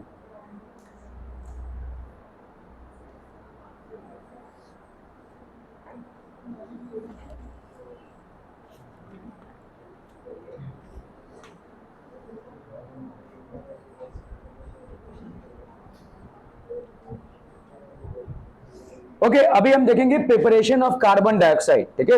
How do we actually prepare carbon dioxide, preparation of carbon dioxide. तो आप भाई साहब यहां पे क्या करोगे, कैल्शियम कार्बोनेट को अगर आपने हाइड्रोक्लोरिक एसिड के साथ ट्रीट कराया, so this will form CaCl2 plus H2O plus CO2, ठीक है। ये आपका क्या है भाई साहब, आपका कैल्शियम कार्बोनेट, कैल्शियम कार्बोनेट। इसका दूसरा नाम भाई साहब, this is basically solid, it is solid, ठीक है। और इसका दूसरा नाम क्या हो जाएगा भाई साहब, this is also known by the name of marble, ठीक है। कैल्शियम कार्बोनेट प्लस HCl, ये हो गया आपका hydrochloric acid, this is hydrochloric acid. ये हो गया भाई साहब आपका एक्वस सोल्यूशन में, ये क्या फॉर्म हो रहा है भाई साहब, CaCl2 कैल्शियम क्लोराइड, इसको अपन बोलेंगे कैल्शियम क्लोराइड। ये वाटर में इनसॉल्युबल होगा, और इसीलिए आपने देखो ये वाला साइन डाला हुआ है, ये प्रेसिपिटेट है, this is basically precipitate, that is insoluble in water, insoluble in water, this is precipitate, plus यहाँ पे वाटर प्लस आपका यहाँ पे कार्बन डाइऑक्साइड, ठीक है, कार्बन डाइऑक्साइड। अभी देखो कार्बन डाइऑक्साइड जो है उसका टेस्ट क्या है, what is the test for carbon dioxide, ठीक है। So if we were to talk about test for carbon dioxide, तो ये आपका क्या है, बस तुम लोग का हो गया भाई साहब, डन। अलग अलग सेट बना दे, केपीसी का, एनएचपीएस का और एमएनआर का, ठीक है। Okay, test for carbon dioxide, ये क्या है भाई साहब आपका कलरलेस, ये कलरलेस गैस है, ओडरलेस गैस है। This is a colourless and odourless gas, ठीक है। कलरलेस और ओडरलेस गैस है। और क्या है भाई साहब, इट एक्सटिंग्विशेस। कैसे आपको समझ में आएगा कि किसी एक्सपेरिमेंट में कार्बन डाइऑक्साइड निकल रहा है, ठीक है। किसी एक्सपेरिमेंट में कार्बन डाइऑक्साइड निकल रहा है कि नहीं, आप भाई साहब कोई माचिस की तीली डालोगे फट से जलेगा, वो बुझ जाएगा, सॉरी, ठीक है। It extinguishes a burning matchstick, it extinguishes a burning matchstick, ठीक है। और भाई साहब क्या है इसका टेस्ट, ठीक है, it turns lime water milky, it turns lime water milky, ठीक है। भाई साहब लाइम वाटर को ये मिल्की बना देगा। मतलब अगर आप कार्बन डाइऑक्साइड पास कर रहे हैं लाइम वाटर में, that is CaOH2, this is basically what, lime water, this is lime water, आप इसमें कार्बन डाइऑक्साइड पास कर रहे हैं, सो this is forming calcium carbonate, ठीक है। ये भाई साहब प्रेसिपिटेट है, which is white precipitate, calcium carbonate that is white precipitate plus H2O, ठीक है। CO2 है भाई साहब प्लस H2O, ये आपका वाटर बन गया, ठीक है। दिस इज बेसिकली वाटर, और ये हो गया आपका, ये आपका white precipitate, it turns lime water milky. तो कार्बन डाइऑक्साइड के दो टेस्ट हैं, एक टेस्ट है भाई साहब क्या, it burns, it extinguishes a burning matchstick and it turns lime water milky. ये आपके कार्बन डाइऑक्साइड के टेस्ट हैं। हो गया भाई साहब कलेक्टेड?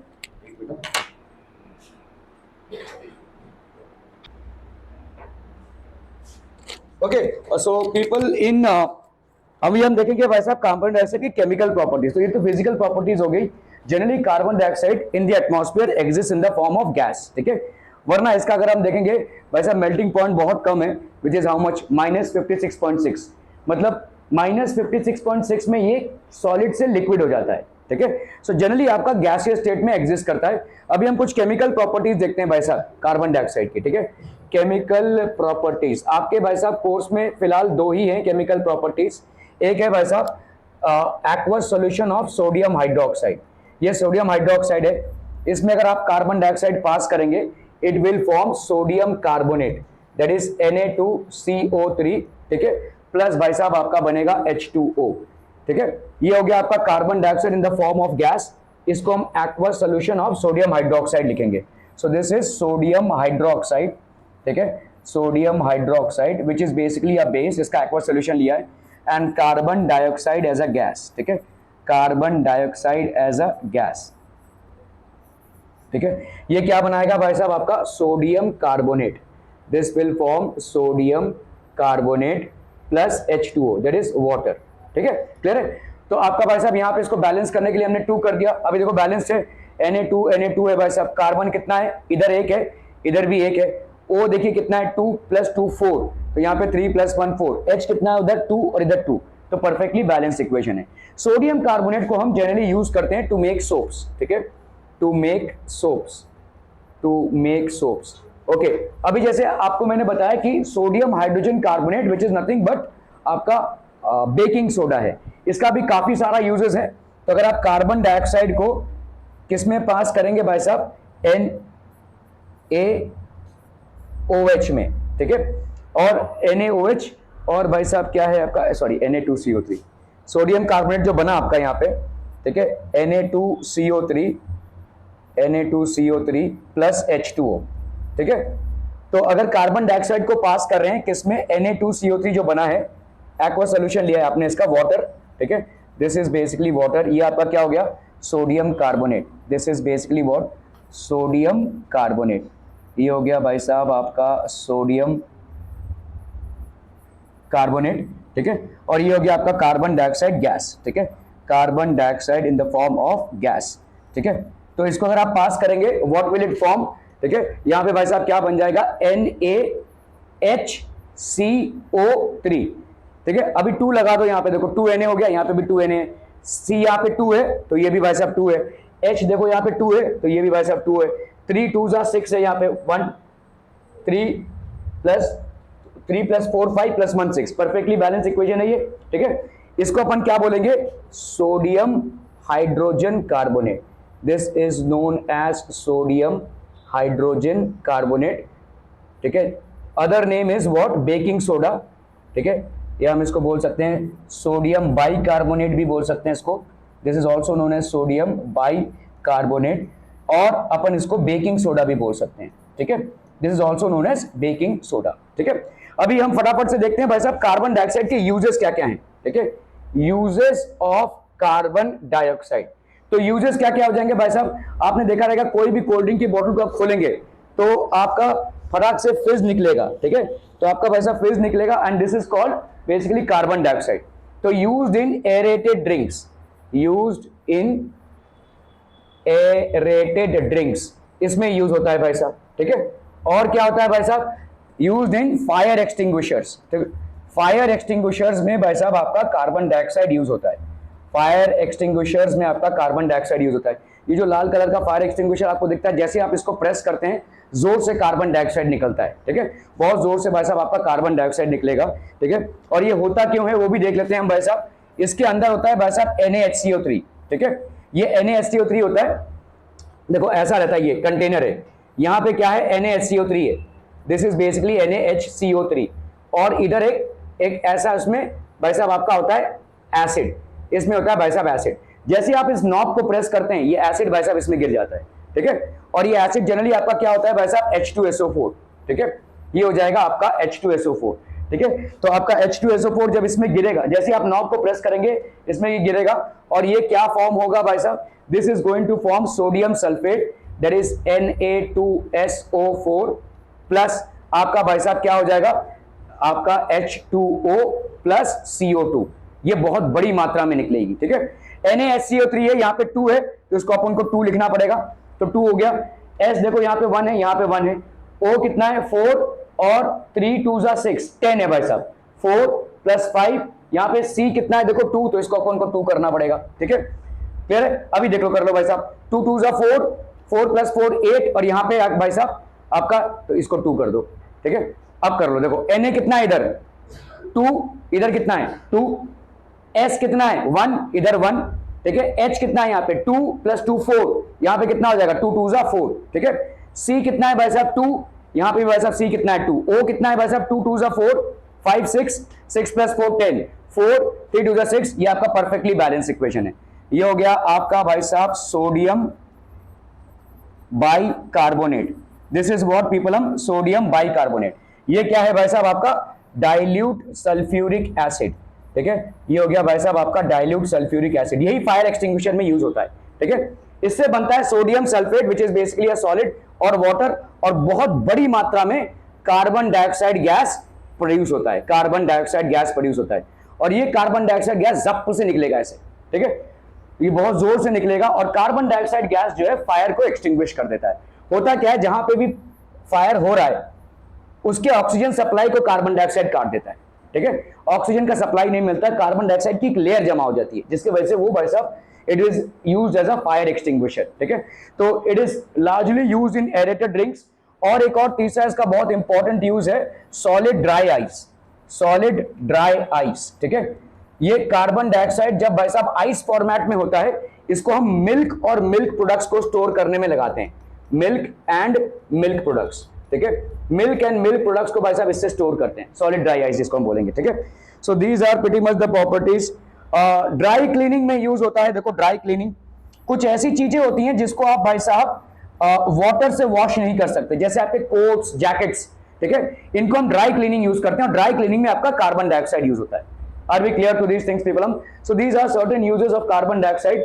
फायर एक्सटिंग्विशर में होता क्या है, देखो यही चीज होती है, यहाँ पे सल्फ्यूरिक एसिड रहेगा, ठीक है, ऐसा भाई साहब आपका सल्फ्यूरिक एसिड रहेगा, जैसे आप इस नॉब को प्रेस करोगे, ठीक है, कहीं पे आग लगी रहेगी अगर, तो ये टपक से पलट जाएगा, ये ऐसे रहता है, लेकिन जैसे नॉब को प्रेस करेंगे तो ये पलट जाएगा, मतलब H2SO4 अभी इसमें आएगा, और जैसे ही आएगा तो ये रिएक्शन होगा, this is the reaction that happens, this is the reaction that happens inside a fire extinguisher, that happens inside a fire extinguisher. एक फायर एक्सटिंग्विशर के अंदर यही रिएक्शन भाई साहब आपका टेक प्लेस होता है। Are we clear to this one people? Hmm समझम। ओके। और क्या रह जाता है भाई साहब आपका? मीथेन। ठीक है, थोड़ा सा ये रह जाएगा। Okay, thank you so much for your valuable time people. Hmm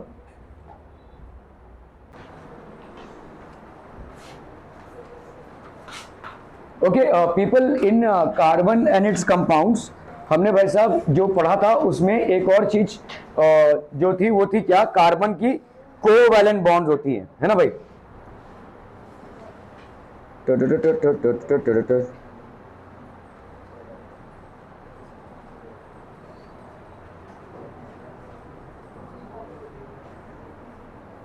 okay बच्चा पार्टी, कार्बन की होती है भाई साहब कोवैलेंट बॉन्ड्स, ठीक है? कार्बन की होती है covalent bonds. Now what are these covalent bonds people? Covalent bonds मतलब आप कार्बन के कॉन्फ़िगरेशन, कार्बन के आजू बाजू 4 कोवैलेंट बॉन्ड्स हो सकते हैं। कार्बन किस टाइप का एलिमेंट है? टेट्रावैलेंट। कार्बन भाई साहब किस टाइप का एलिमेंट है? टेट्रावैलेंट।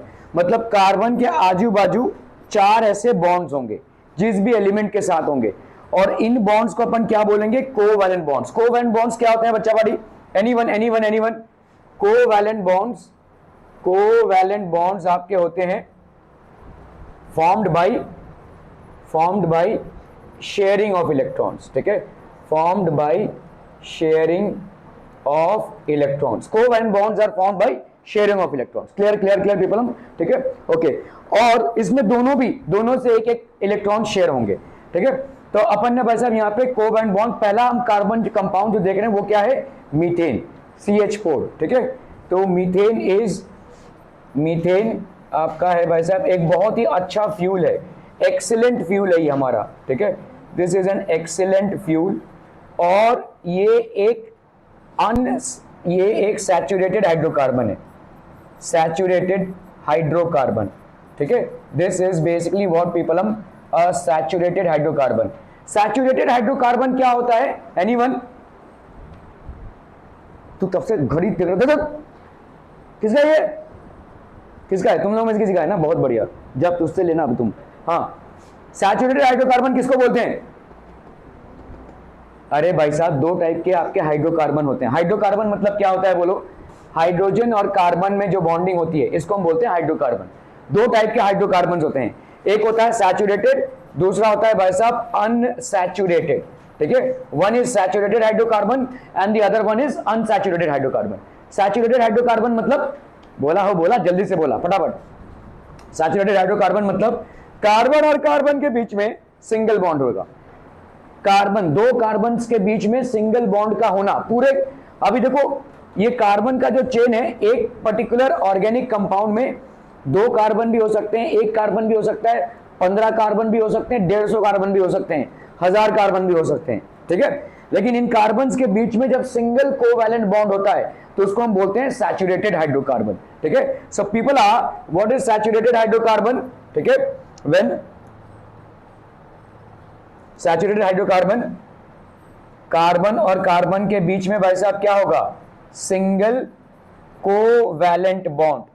जब कार्बन और कार्बन के बीच में होता है भाई साहब सिंगल कोवैलेंट बॉन्ड तो उसको हम बोलते हैं सैचुरेटेड हाइड्रोकार्बन, ठीक है? और अनसैचुरेटेड हाइड्रोकार्बन मतलब कार्बन और कार्बन के बीच में या तो डबल बॉन्ड होगा, किन्हीं दो, समझ लो एक चेन है, ठीक है?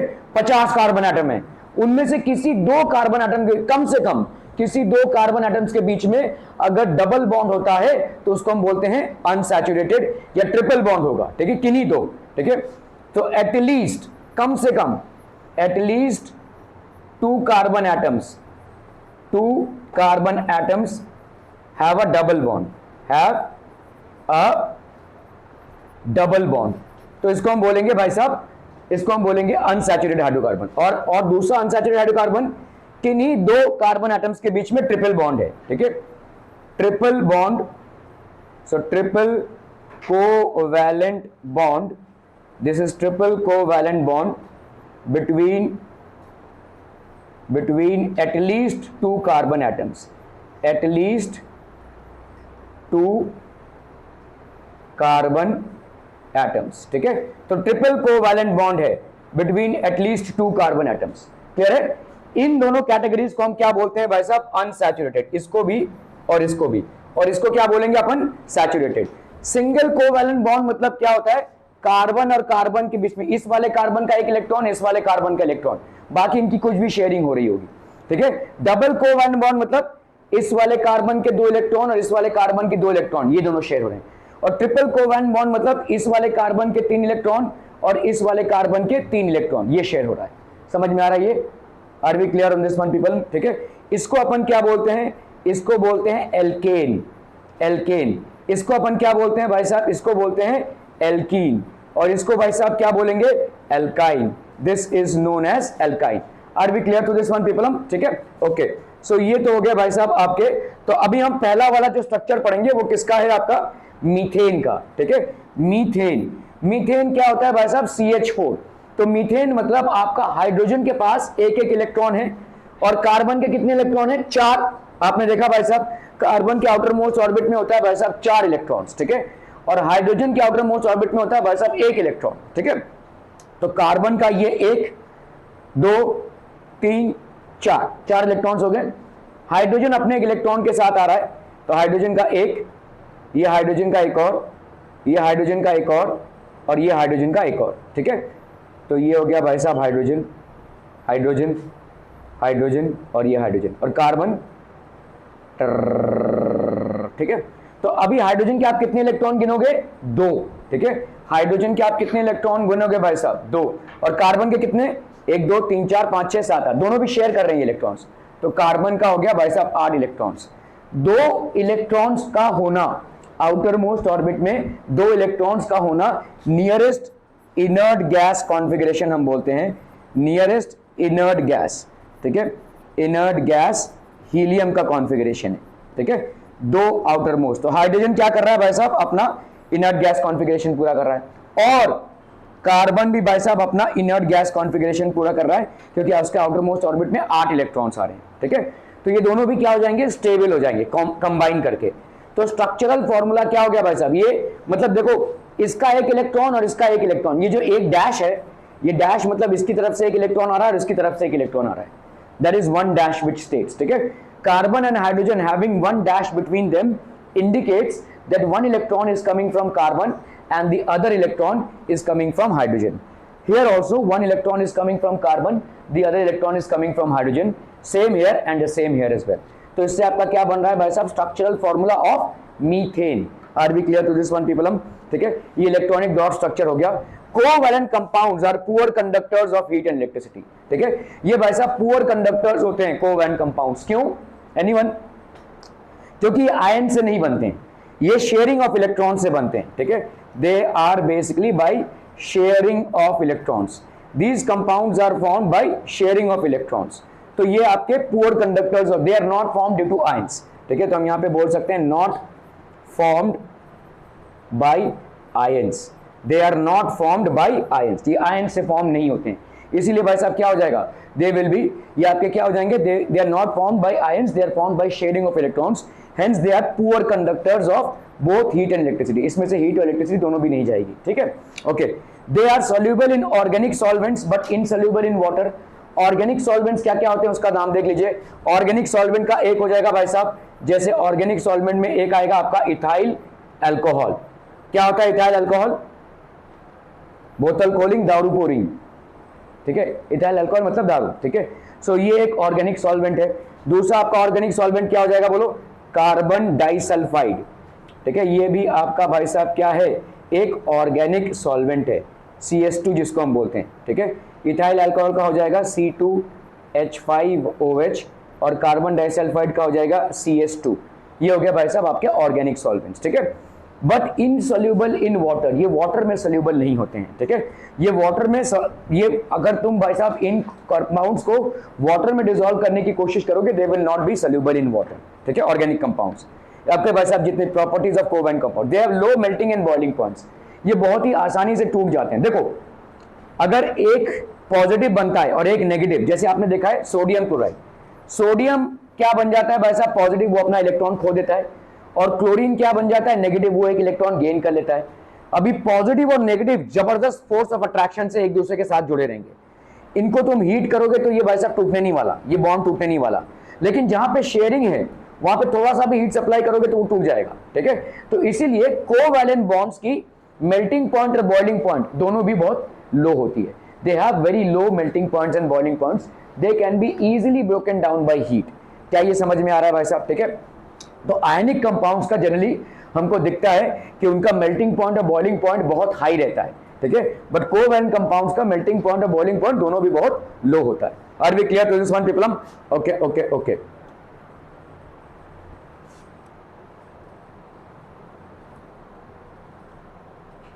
Okay, saturated hydrocarbons, saturated hydrocarbons बच्चा पार्टी क्या हो जाएगा? Again as we read saturated hydrocarbons भाई साहब क्या हो जाएगा? What will be saturated hydrocarbons? Saturated hydrocarbons मतलब कार्बन और कार्बन में भाई साहब सिंगल बॉन्ड, ठीक है, between all carbon atoms there will just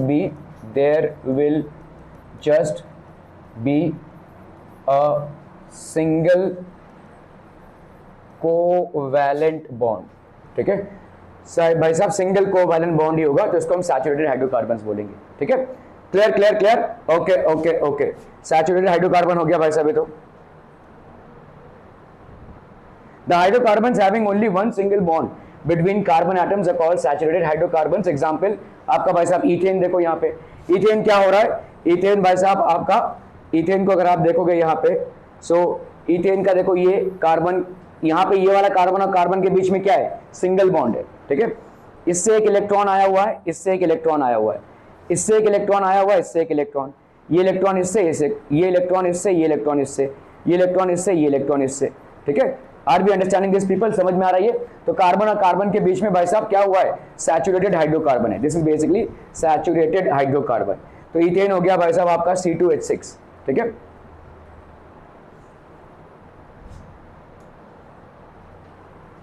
propane हो गया भाई साहब, देखो यहाँ पे प्रोपेन, तो सारे कार्बन्स के बीच में भाई साहब क्या है? सिंगल बॉन्ड्स हैं, ऑल ऑफ देम है बेसिकली व्हाट? Single bonds. ये हो गया भाई साहब आपका CH3, ठीक है।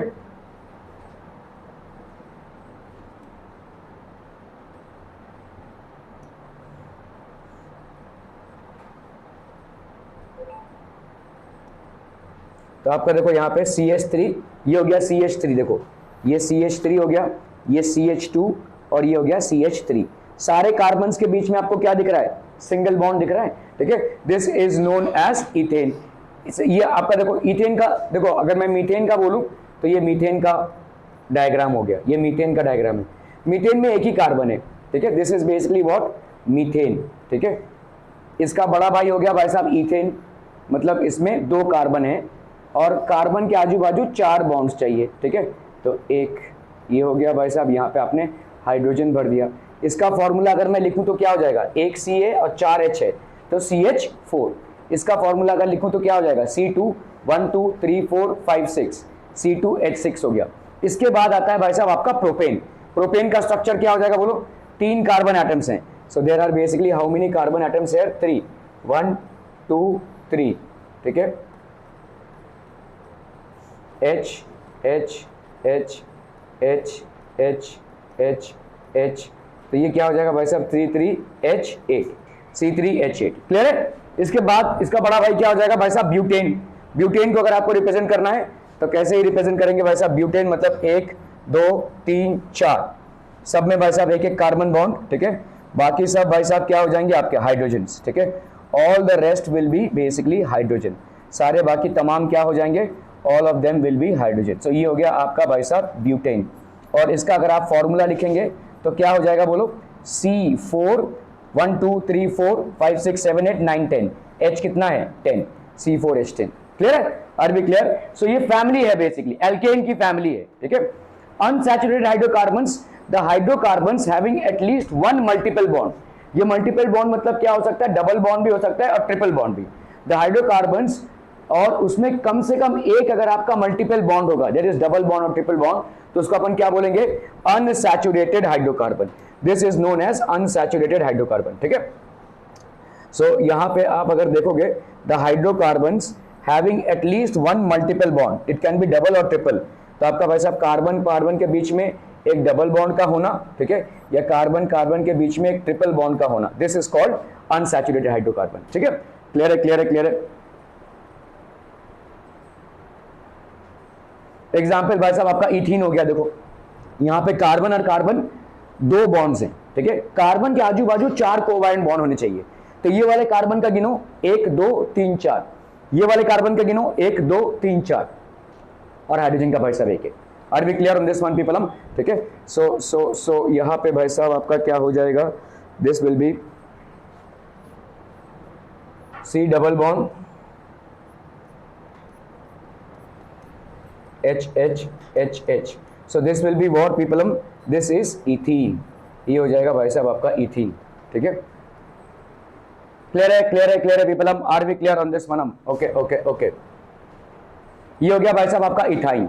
इथाइन में क्या हो जाएगा, देखो ट्रिपल बॉन्ड आ गया है, तो कार्बन कार्बन के बीच में 3 कोवैलेंट बॉन्ड हो गए, इसकी तरफ से 3 इलेक्ट्रॉन और इसकी तरफ से 3 इलेक्ट्रॉन, ठीक है। तो कार्बन के आजू बाजू कितने टोटल बॉन्ड्स बन सकते हैं, 4, 3, तो एक बचा आपका 3, एक बचा आपका 4, इसको अपन क्या बोलेंगे, इथाइन, YNE, ठीक है, this is known as ethyne. So ये भी आपका क्या हो जाएगा, एक unsaturated hydrocarbon.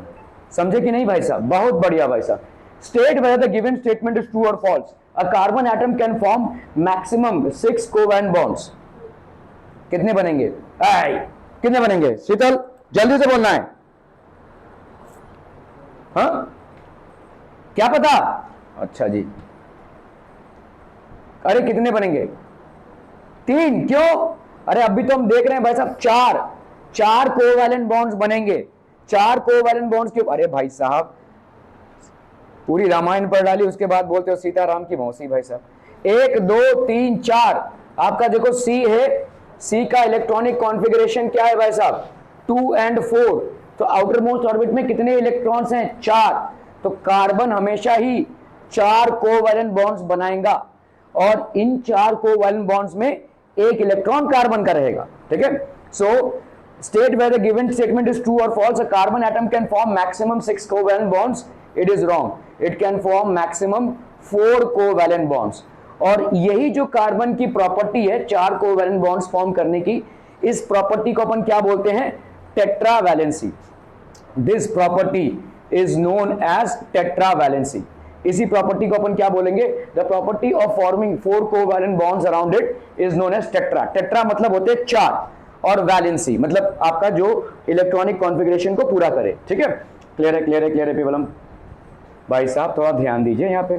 Complete the analogy, ethene double bond, ethyne triple bond, ठीक है। इथाइन भाई साहब क्या, देखो अगर मैं इसको पूरा लिखूं यहाँ पे, अगर मैं भाई यहाँ पे अगर हम लिखते हैं इथेन, ठीक है, इथेन इसका होता था भाई साहब क्या, सिंगल बॉन्ड, ठीक है।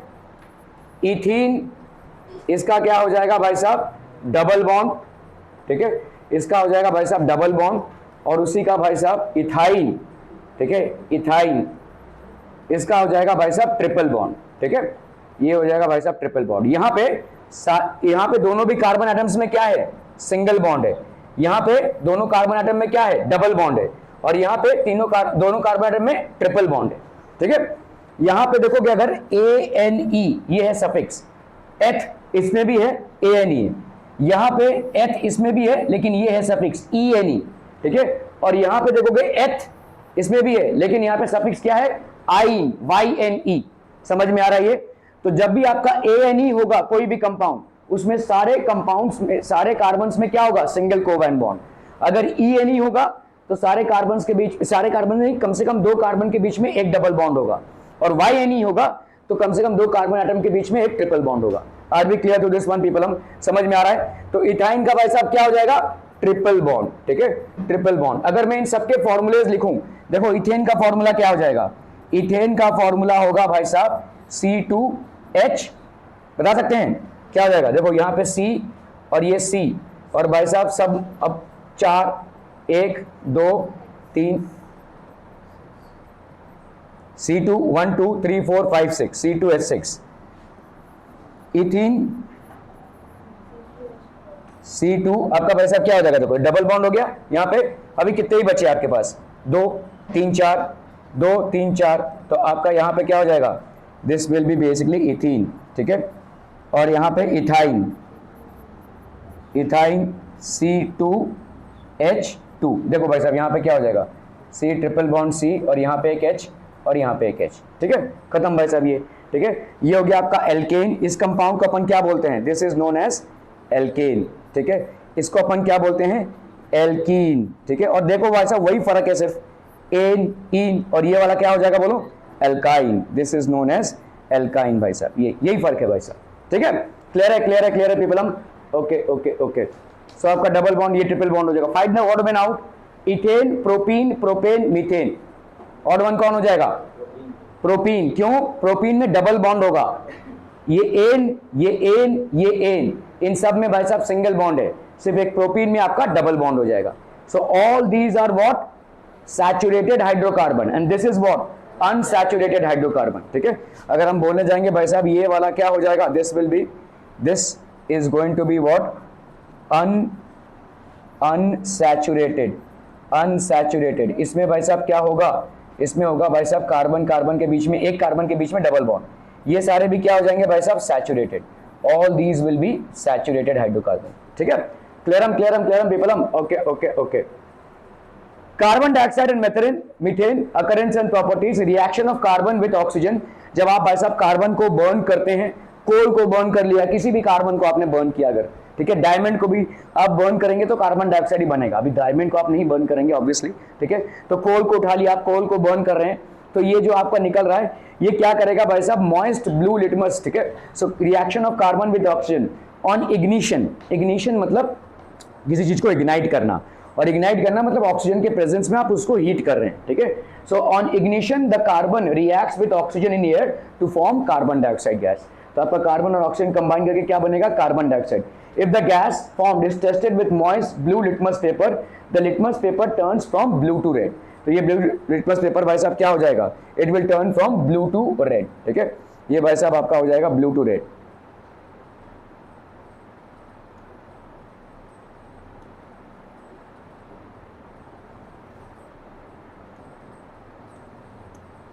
ठीक है। सो आपका भाई साहब यहाँ पे कार्बन और ऑक्सीजन क्या बना रहा है भाई, देखो कार्बन डाइऑक्साइड, ठीक है। If the gas formed is tested with moist blue litmus paper, the litmus paper turns from blue to red. मतलब क्या हो जाएगा भाई साहब, कार्बन डाइऑक्साइड का एसिडिक नेचर है, एक्चुअली कार्बन डाइऑक्साइड वाटर के साथ कंबाइन करके क्या बनाएगा, it will form what people, H2CO3। H2CO3 ये होता है आपका कार्बोनिक एसिड, कार्बोनिक एसिड। और कार्बोनिक एसिड भाई साहब क्या करता है, ब्लू लिटमस को रेड करेगा, it will basically turn blue litmus to red, ठीक है। Okay okay okay. Reaction of lime water, तो आप जब समझ लो आपने चूने का पानी लिया और उसमें ना ऐसे वैसे ये वैसा एयर ब्लो आउट कर रहे हैं, आप देखोगे ये मिल्की हो जाएगा, और ये कार्बन डाइऑक्साइड का एक टेस्ट है, ठीक है। One of the test of carbon dioxide is that it turns lime water milky, ठीक है। One of the test of carbon dioxide is carbon dioxide, ठीक है,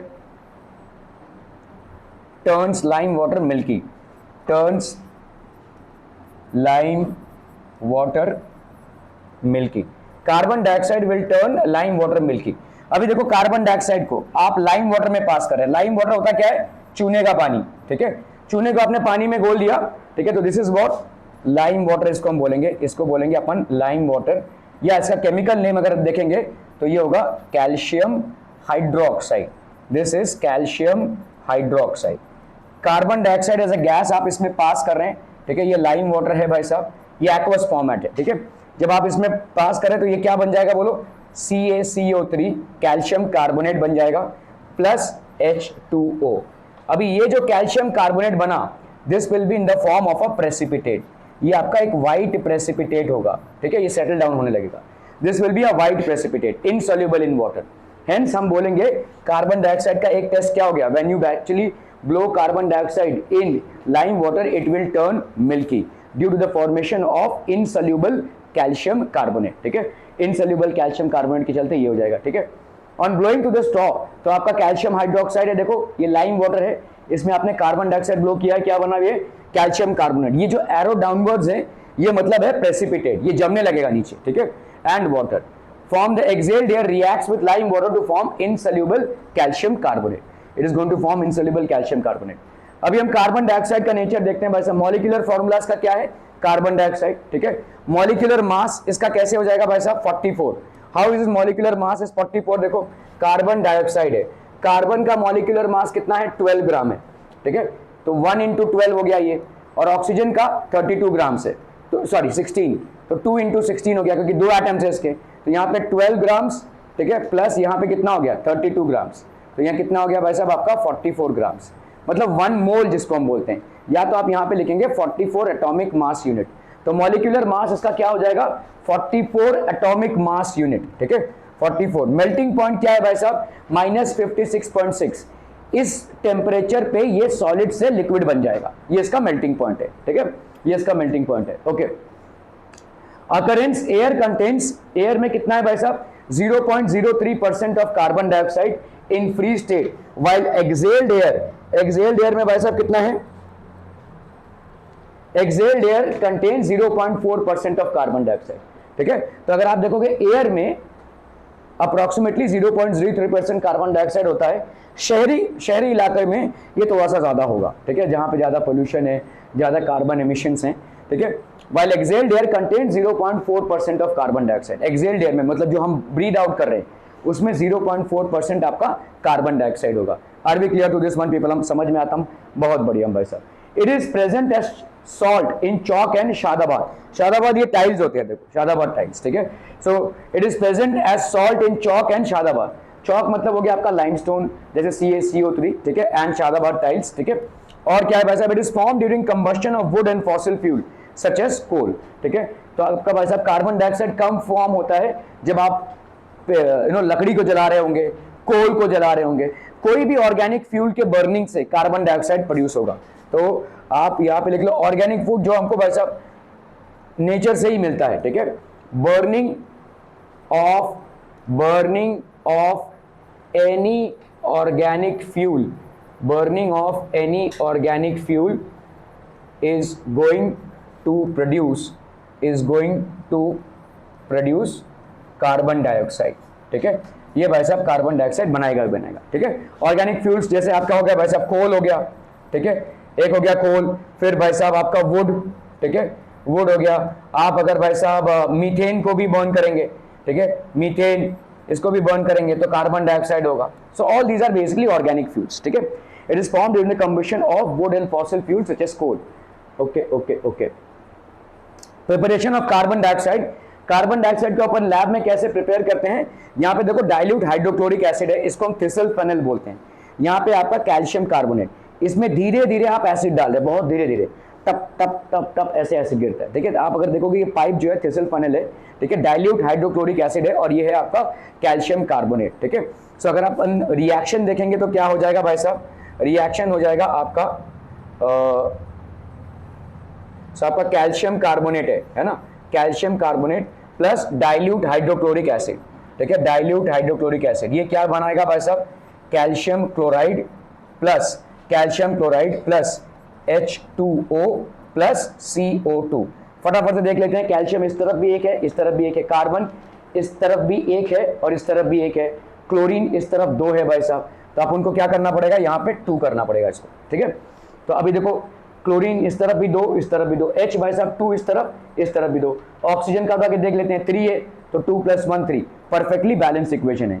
ये हो गया भाई साहब आपका क्या, कैल्शियम कार्बोनेट, कैल्शियम कार्बोनेट भाई साहब आपका है इन सॉलिड फॉर्म, और ये भाई साहब है आपका एक्वस फॉर्म, ये क्या बना रहा है कैल्शियम क्लोराइड, ठीक है, प्लस H2O प्लस आपका CO2, this is liberated as gas. तो आप देखोगे यहाँ पे गैस भरना चालू हो जाएगा, और इसको कब कैसे हम कलेक्ट करते हैं, अपवर्ड डिस्प्लेसमेंट ऑफ एयर, देखो ये कार्बन डाइऑक्साइड गैस निकालना चालू हो जाएगा, तो यहाँ पे जो एयर रहेगा वो क्या होता जाएगा, ये ऊपर की तरफ जाता जाएगा, ठीक है, ये ऊपर की तरफ जाता जाएगा, अपवर्ड डिस्प्लेसमेंट, तो एयर भाई साहब ऐसे जाते जाते जैसे खाली हो जाएगा फट से हम इसको बंद कर देंगे, कार्बन डाइऑक्साइड कलेक्ट हो गया, तो इस पूरे सिलेंडर में आपका क्या रहेगा, कार्बन डाइऑक्साइड गैस, ठीक है, this is how carbon dioxide is collected, okay. So using calcium carbonate and dilute hydrochloric acid, तो ये कैल्शियम कार्बोनेट है, नींद आ रही, एक तो दूंगा ना, हाइड्रोक्लोरिक एसिड, ये कैल्शियम वाटर, और ये हो गया आपका कार्बन डाइऑक्साइड। कार्बन डाइऑक्साइड के टेस्ट क्या क्या हो जाएंगे भाई साहब, it is a colourless and odourless gas, मतलब इसका कोई सुगंध नहीं है, ठीक है, इट्स बेसिकली व्हाट पीपल हम colourless gas, colourless and odourless gas, कोई महक नहीं है इसकी, कलरलेस एंड ओडरलेस गैस, ठीक है। और क्या हो जाएगा भाई साहब, it turns lime water milky, it turns lime water milky. और क्या है भाई साहब आपका, ठीक है, इट एक्सटिंग्विशेस फायर, फायर को भाई साहब ये बुझा देता है, ठीक है, it extinguishes fire. Physical properties, colourless wooden gas, it is denser than air, मतलब नीचे कलेक्ट होता है ये एयर में, ठीक है, एयर ऊपर चला जाता है, ये ज्यादा डेंस है। केमिकल प्रॉपर्टीज क्या क्या है भाई साहब, ठीक है, burning candle, carbon dioxide will extinguish the flame of the candle, अगर किसी जलते हुए कैंडल पे आप कार्बन डाइऑक्साइड को छोड़ते हैं वो बुझ जाएगा, ठीक है। कार्बन डाइऑक्साइड नीदर बर्न्स, ना खुद जलता है और ना ही बर्निंग को ये सपोर्ट करता है। और क्या है भाई साहब, universal indicator, carbon dioxide turns the solution of universal indicator, इसको थोड़ा सा नोट कर लीजिए। लिटमस पेपर एक इंडिकेटर होता है और एक यूनिवर्सल इंडिकेटर होता है। यूनिवर्सल इंडिकेटर टू येलो या ऑरेंज में ये टर्न कर देता है, it turns universal indicator to either yellow or orange. और carbon dioxide is a weak acid, एक बहुत ही वीक एसिड है, ज्यादा तेज वाला एसिड नहीं है, अच्छा है, ज्यादा तेज वाला एसिड नहीं है, वरना हम सब बर्न आउट हो गए होते है ना।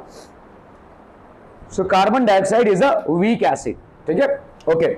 Lime water, carbon dioxide turns lime water milky, क्यों भाई साहब, carbon dioxide reacts with lime water to form insoluble calcium carbonate, this reaction is a test to identify carbon dioxide gas।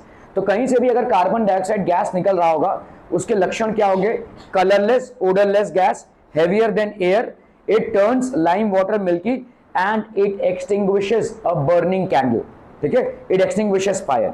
ये सब कार्बन डाइऑक्साइड के test हो जाएंगे भाई साहब। Water, carbon dioxide sparingly dissolves in water, तो बहुत sparingly ये सॉल्यूबल होगा वाटर में to form carbonic acid, carbon dioxide is soluble in water, तो ये कार्बोनिक एसिड भाई साहब बनाता है, ठीक है, okay. Litmus paper, carbon dioxide turns moist litmus paper two red, whereas moist red litmus paper remains as it is, ठीक है। कार्बन डाइऑक्साइड क्या है भाई साहब आपका, एसिडिक है in nature, it is acidic in nature, ठीक है, क्लियर है, क्लियर है, क्लियर है पीपल, ओके ओके। रिएक्शन अगर आप देखोगे भाई साहब, कॉस्टिक सोडा, ठीक है, इसको हम बोलते हैं caustic soda, aqueous solution of sodium hydroxide, ठीक है, सोडियम हाइड्रोक्साइड के दूसरा नाम है भाई साहब। तो यहाँ पे देखो NaOH है, sodium hydroxide, carbon dioxide in the form of a gas, ये क्या बना रहा है, सोडियम कार्बोनेट प्लस वाटर। ये सोडियम कार्बोनेट आपका यूज होता है, used in manufacturing of soaps, ये यूज होता है भाई साहब, used in manufacturing of soaps, soaps के मैन्युफैक्चरिंग में ये यूज होता है, ठीक है, क्लियर है, क्लियर है, क्लियर है people, okay.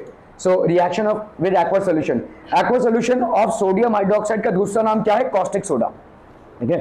Reaction of carbon dioxide with aqua solution of sodium carbonate, ये बनाएगा आपका बेकिंग सोडा, ठीक है।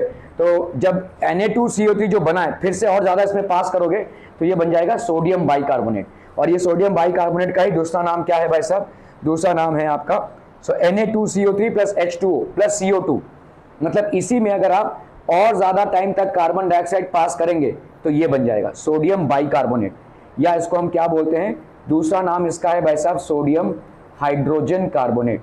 The other name for this is sodium hydrogen carbonate. And what is the other name for this, इसका दूसरा नाम है भाई साहब बेकिंग पाउडर, ये आपके घरों में होता है बेकिंग पाउडर, ठीक है, this is known as baking powder, clear है, okay okay okay. Uses of carbon dioxide to make aerated drinks, भाई साहब आपके जो ड्रिंक्स होते हैं, मतलब हार्ड वाले नहीं, सॉफ्ट वाले ड्रिंक्स ना, दारू नहीं, मतलब जैसे कोको कोला हो गया, कोई भी जो भी आपके ड्रिंक्स होते हैं उसमें जो आप फटाक से खोलते हो भुस से आवाज आता है, वो एक्चुअली कार्बन डाइऑक्साइड का है, दैट इज कार्बन डाइऑक्साइड, एक प्रिजर्वेटिव है ये, ठीक है। सो टू मेक एरेटेड ड्रिंक्स में कार्बन डाइऑक्साइड को निकाला जाता है। इन फायर एक्सटिंग्विशर्स, तो ये फायर एक्सटिंग्विशर को जब इस नोजल को आप प्रेस करते हैं तो एक्चुअली में क्या होता है, ये टुपुक से ऐसे गिर जाता है और फिर रिएक्शन होता है, यहाँ पे बहुत बड़ी मात्रा में कार्बन डाइऑक्साइड प्रोड्यूस होता है जो बाहर निकलता है, ठीक है, बहुत बड़ी मात्रा में। इन फायर एक्सटिंग्विशर्स, हमको मालूम है भाई साहब ये फायर एक्सटिंग्विशर है, ये आपका सॉलिड कार्बन डाइऑक्साइड है, देखो सॉलिड कार्बन डाइऑक्साइड, और ये ड्राई आइस से ज्यादा है, ठीक है।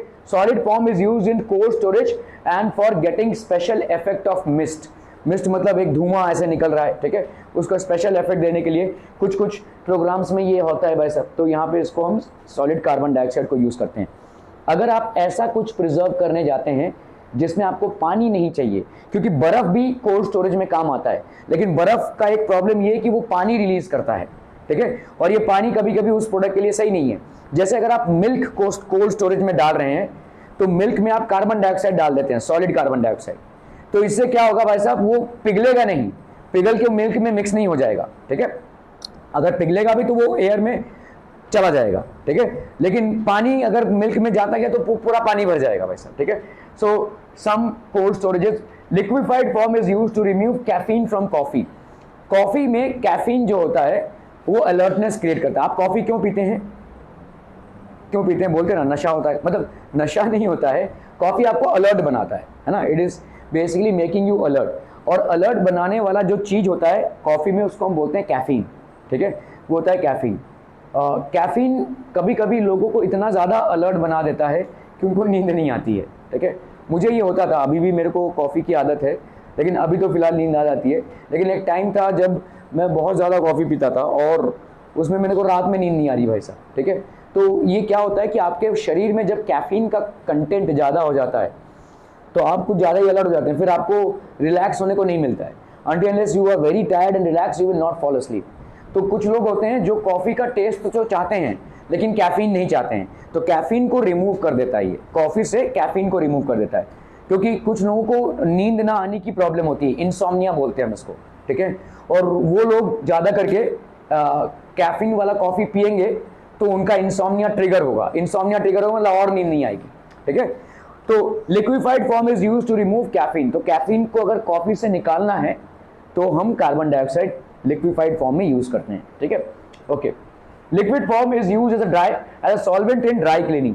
ड्राई क्लीनिंग मतलब समझते हैं, आपके जैसे ब्लेजर्स हो गए या जैकेट्स हो गए, इनको उठा के आप वॉशिंग मशीन में नहीं डाल सकते, खराब हो जाएगा भाई साहब, ठीक है। इनको आप घर पे भी वैसा ब्रश से नहीं रगड़ सकते, खराब हो जाएगा वो जो टेक्सचर है वो अलग है, ठीक है। तो उसको ड्राई क्लीनिंग हम करवाते हैं। और ये ड्राई क्लीनिंग आप देखोगे कोई भी इस्त्री वाला रहेगा, हाँ बोलो बोलो कुछ बोल रही थी, लॉन्ड्री वाले रहेंगे तो उनके ऊपर लिखा रहता है ड्राई क्लीनिंग। उनसे पूछो ड्राई क्लीनिंग क्या होता है। एक्चुअली में तुमको ड्राई क्लीनिंग देखना है तो इधर अगर तुम ये जो बहुत बड़ा मेडिकल है ना इधर जो 24 घंटा, हाँ नहीं मौर्या मेडिकल नहीं, अरे तुम उस गांव के गली में गए, ठीक है, उधर से निकले और फिर बड़े वाले रोड में गए, उधर जाते वक्त जो मेडिकल पड़ता है उस लेन में, मतलब के सिनेमा जाओगे ना उस रास्ते पे ही है वो, ठीक है। तो एक बहुत बड़ा आपको लॉन्ड्री दिखेगा, उसमें जो वॉशिंग मशीन है ये लंबे बड़े बड़े से हैं, ठीक है, वहाँ पे ड्राई क्लीनिंग होता है। उनसे जाके पूछना कभी प्रोसेस क्या होता है ड्राई क्लीनिंग का। तो जैकेट्स हो गए आपके, कोट्स हो गए, ब्लेजर्स हो गए, इनको आप घर पे नहीं धो सकते, इनको ड्राई क्लीनिंग कराना पड़ता है, ठीक है। So it is use as solvent in dry cleaning. Okay, plants use, अभी तो हमको मालूम ही है बस, प्लांट्स अपना फूड बनाते हैं कार्बन डाइऑक्साइड से। Carbon dioxide is a raw material for photosynthesis in the manufacture of food, ठीक है। ओके, फायर एक्सटिंग्विशर में भाई साहब देखो होता क्या है, यहाँ पे कैप्सूल सा होता है और इसमें भरा रहता है सल्फ्यूरिक एसिड, ठीक है। जैसे ही वो नॉब आप प्रेस करते हो तो ये टुपुक से उलट जाता है भाई साहब, ये उलट जाता है और ये सल्फ्यूरिक एसिड भाई साहब इसमें आ जाता है, किसमें, सोडियम बाइकार्बोनेट में। अभी देखो सोडियम बाइकार्बोनेट भाई साहब क्या है, ठीक है, तो ये है आपका sodium bicarbonate, that is NaHCO3, ठीक है। और ये है आपका sulphuric acid, that is H2SO4। इन दोनों में अभी रिएक्शन होगा, बहुत जोर का रिएक्शन होगा, और ये क्या बनाएगा भाई साहब, Na2SO4 बनाएगा, ये 2 दिखा दिया हमने, ठीक है। प्लस यहाँ पे और क्या हो जाएगा भाई साहब, कार्बन डाइऑक्साइड रिलीज होगी बहुत बड़ी मात्रा में, ठीक है, 2CO2 प्लस 2H2O, ठीक है, ये भाई साहब आपका बनेगा। This is what is going to get form. और ये जो CO2 बना, ये CO2 एक नोजल से जोर से बाहर आएगा, ठीक है। और जब भी ये नोजल से जोर से बाहर आएगा, समझ लो यहाँ पे आग लगी है, तो इसके ऊपर जैसे ही आप कार्बन वो डालेंगे तो वो परत सी जम जाएगी, अभी ऑक्सीजन इसके साथ कंबाइन नहीं कर पाएगा, ठीक है। So that is a fire extinguisher contains sodium bicarbonate powder and dilute sulphuric acid is placed in a capsule. ये आपका देखो 2NaHCO3 है, ये हो गया आपका sulphuric acid, Na2SO4 sodium sulphate plus water plus carbon dioxide. When the capsule breaks on pressing the knob, जैसे ही आप इस नॉब को प्रेस करेंगे ये कैप्सूल भाई साहब टूट जाएगा। The acid comes in contact with sodium bicarbonate and the two react chemically to release carbon dioxide. तो इसमें बहुत बड़ी मात्रा में क्या रिलीज होगा आपका, carbon dioxide. Are be clear to this one people, ठीक है। और यही कार्बन डाइऑक्साइड जलती हुई चीज पे एक परत सी बना देगी, मतलब जलती हुई चीज को ऑक्सीजन के कांटेक्ट में नहीं आने देगी। It will not allow the burning substance to come in contact with carbon dioxide, oxygen, ठीक है। Okay, carbon dioxide based fire extinguishers are used when electrical equipment. अभी अगर समझ लो इसमें आग लगी है, ये वुडन चीज है, इसमें आग लगी तो मैं पानी डाल सकता हूं, है ना, पानी डाल दो बुझ जाएगा भाई साहब, ठीक है, कोई भी चीज में अगर ऐसी है। लेकिन जो इलेक्ट्रिकल इक्विपमेंट्स हैं, अगर वहां पे फायर हुआ है, शॉर्ट सर्किट हुआ है और वहां पे फायर हुआ है, उधर पानी डालोगे भाई साहब और जोर से जलेगा वो, ठीक है। उल्टा पानी डालने में रिस्क है, जो पानी डालेगा वो खुद भी शॉक खा सकता है, ठीक है, बिकॉज वाटर में इलेक्ट्रिसिटी कंडक्ट होगी और ये वो आग को बढ़ावा देगा। इसीलिए जितने भी आपके ऐसे जगहों पे आग लगी है जहां पे आपके भाई साहब इलेक्ट्रिकल कंडक्टर्स हैं, तो उसमें हम इस तरीके के कार्बन डाइऑक्साइड को रिलीज करते हैं। Carbon dioxide does not cause corrosion and is a non conductor of electricity. ये भाई साहब नॉन कंडक्टर है, कोरोजन भी नहीं करता है। The fire extinguishers are used to extinguish small scale fire. कोई छोटा मोटा फायर लगे अगर लगा रहेगा तब हम फायर एक्सटिंग्विशर्स यूज करते हैं, लेकिन बड़े फायर्स के लिए तो हमको भाई साहब टैंकर और पूरा फायर डिपार्टमेंट ही लगेगा, ठीक है। छोटा मोटा आग लगाओ कहीं पे तो आप फायर एक्सटिंग्विशर को यूज कर सकते हैं, ठीक है। In modern fire extinguishers carbon dioxide is filled in liquid and solid from under pressure, ठीक है। इन मॉडर्न आज की तारीख में भाई साहब carbon dioxide is filled in liquid and solid from under pressure, ठीक है। और तो आज की तारीख में ये आज की तारीख में जो ये आपके फायर एक्सटिंग्विशर होते हैं उसमें ये सिस्टम नहीं होता है, ठीक है। तो आपका भाई साहब कार्बन डाइऑक्साइड ऑलरेडी फिल्ड रहता है उसमें जैसे अगर आप एरेटेड ड्रिंक्स में कार्बन डाइऑक्साइड को फिल्ड रख सकते हैं, तो फायर एक्सटिंग्विशर में भी कार्बन डाइऑक्साइड को फिल्ड रख सकते हैं। आप जैसे इसको खोलेंगे तो कार्बन डाइऑक्साइड निकलेगा, ठीक है। In modern fire extinguishers carbon dioxide is filled in liquid and solid form under pressure. On reducing the pressure carbon dioxide comes out forcefully. तो आप सिर्फ प्रेशर को रिड्यूस करते हैं और बहुत जोरों से कार्बन डाइऑक्साइड बाहर निकलता है, ठीक है। मीथेन भाई साहब क्या है? मीथेन इज CH4, ठीक है। इसके थोड़े यूजेस और प्रॉपर्टीज देखेंगे। मॉलिक्यूलर फॉर्मूला क्या हो गया आपका? CH4। मॉलिक्यूलर मास क्या हो जाएगा बच्चा बॉडी? मॉलिक्यूलर मास हो जाएगा आपका 16। कैसे ही 16 हो गया? देखो CH4 है, मतलब ये हो गया 12 plus 4 into 1, that will be 12 plus 4 that is 16। ये हो गया आपका मॉलिक्यूलर मास, ठीक है। This is how we get the molecular mass. Methane का स्ट्रक्चर देखोगे बहुत ही सिंपल सा स्ट्रक्चर है। ये हो गया भाई साहब मीथेन का स्ट्रक्चर। तो ये भाई साहब आपका क्या है? एक एल्केन है, और अगर ये एल्केन है तो ये क्या हो जाएगा भाई साहब? Saturated hydrocarbon. This is basically what? Saturated hydrocarbon, ठीक है। This is basically a saturated hydrocarbon, okay. Occurrence, it's a natural gas to the extent of 87%। बहुत बढ़िया फ्यूल है ये, और ये नेचुरल गैस है, इसका एक्सटेंट भाई साहब 87% तक है। प्रेजेंट इन बायोगैस, गांव खेड़े में जो आप बायोगैस प्लांट्स होते हैं, ठीक है, जो आप बायोगैस प्लांट जिसमें आप गोबर डालते हैं, घर का कचरा डालते हैं, घर का डोमेस्टिक वेस्ट डालते हैं, सब्जी फल वगैरह डालते हैं, ठीक है, जो अनयूज्ड है, यहाँ तक कि आप ह्यूमन एक्सक्रीटा भी डाल सकते हैं, ह्यूमन वेस्ट भी डाल सकते हैं। तो इन सब से बनता है आपका बायोगैस, बहुत ही नेचुरल तरीके से बनता है, and this is one of the best fuels that you can ever have, ठीक है। Found in coal mines and at the surface of marshy places. जैसे खाड़ी एरिया में कभी कभी देखो रात में एक बास सा आता है, ठीक है, वो जो बास है एक्चुअली वो मीथेन गैस का है, ठीक है। Marshy places, therefore methane is also called as marsh gas. खाड़ी एरियाज में होता है ये, ठीक है, सड़ने से होता है ये, ठीक है।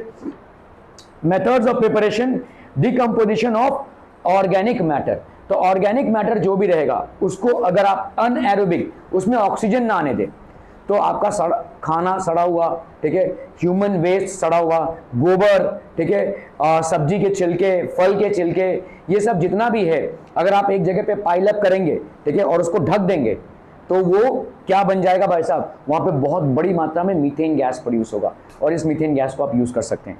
फार्मर्स लोगों को ये करवाया जाता है। बायोगैस प्लांट्स होते हैं, और बायोगैस प्लांट्स में पूरा ये तैयार होता है, ठीक है, जिसमें ये मीथेन गैस तैयार होता है, और वो बेसिकली इस मीथेन गैस को यूज करते हुए घर में खाना बनाने से लेकर सब कुछ कर सकते हैं, ठीक है। They can use it for different purposes, ठीक है। एज अ फ्यूल, मोटर चलाने में भी उसको यूज किया जा सकता है, ठीक है। Heating eight 300 degree centigrade a mixture of hydrogen and carbon monoxide in the presence of निकल कैटलिस्ट, ठीक है। तो अगर आप ऐसा करेंगे, मेथड्स ऑफ प्रिपरेशन, ये लैब मेथड ऑफ प्रिपरेशन है, वरना बहुत आसानी से, तो आप अगर भाई साहब हाइड्रोजन है एंड कार्बन मोनोऑक्साइड है, कार्बन मोनोऑक्साइड है, इसको अगर आप भाई साहब हीट कर रहे होंगे इन द प्रेजेंस ऑफ निकल, तो आपका ये क्या बना देगा? CH4, ठीक है, ये बन जाएगा भाई साहब आपका CH4 प्लस H2O। इसको बैलेंस करना पड़ेगा भाई साहब 300 डिग्री सेंटीग्रेड पे। लेकिन इतना एनर्जी हम कहाँ वेस्ट करें? हम इसको आराम से ही बना सकते हैं। Fractional distillation of natural gas के फ्रैक्शनल डिस्टिलेशन से आपको मीथेन मिलता है, ठीक है, जहां जहां भी नेचुरल गैस निकलता है। मेल्टिंग पॉइंट इसका कितना है भाई साहब, -182। इस पॉइंट पे, इस टेम्परेचर पे ये मेल्ट होना चालू हो जाएगा। बॉइलिंग पॉइंट इसका कितना है, -161.5। कलरलेस गैस है भाई साहब एट रूम टेम्परेचर, ठीक है। Density of liquid methane is less than that of water. ये भाई साहब अगर मीथेन और वाटर को आप साथ में रखेंगे तो मीथेन ऊपर रहेगा और वाटर नीचे, ठीक है, डेंसिटी उसका लेस है, ठीक है।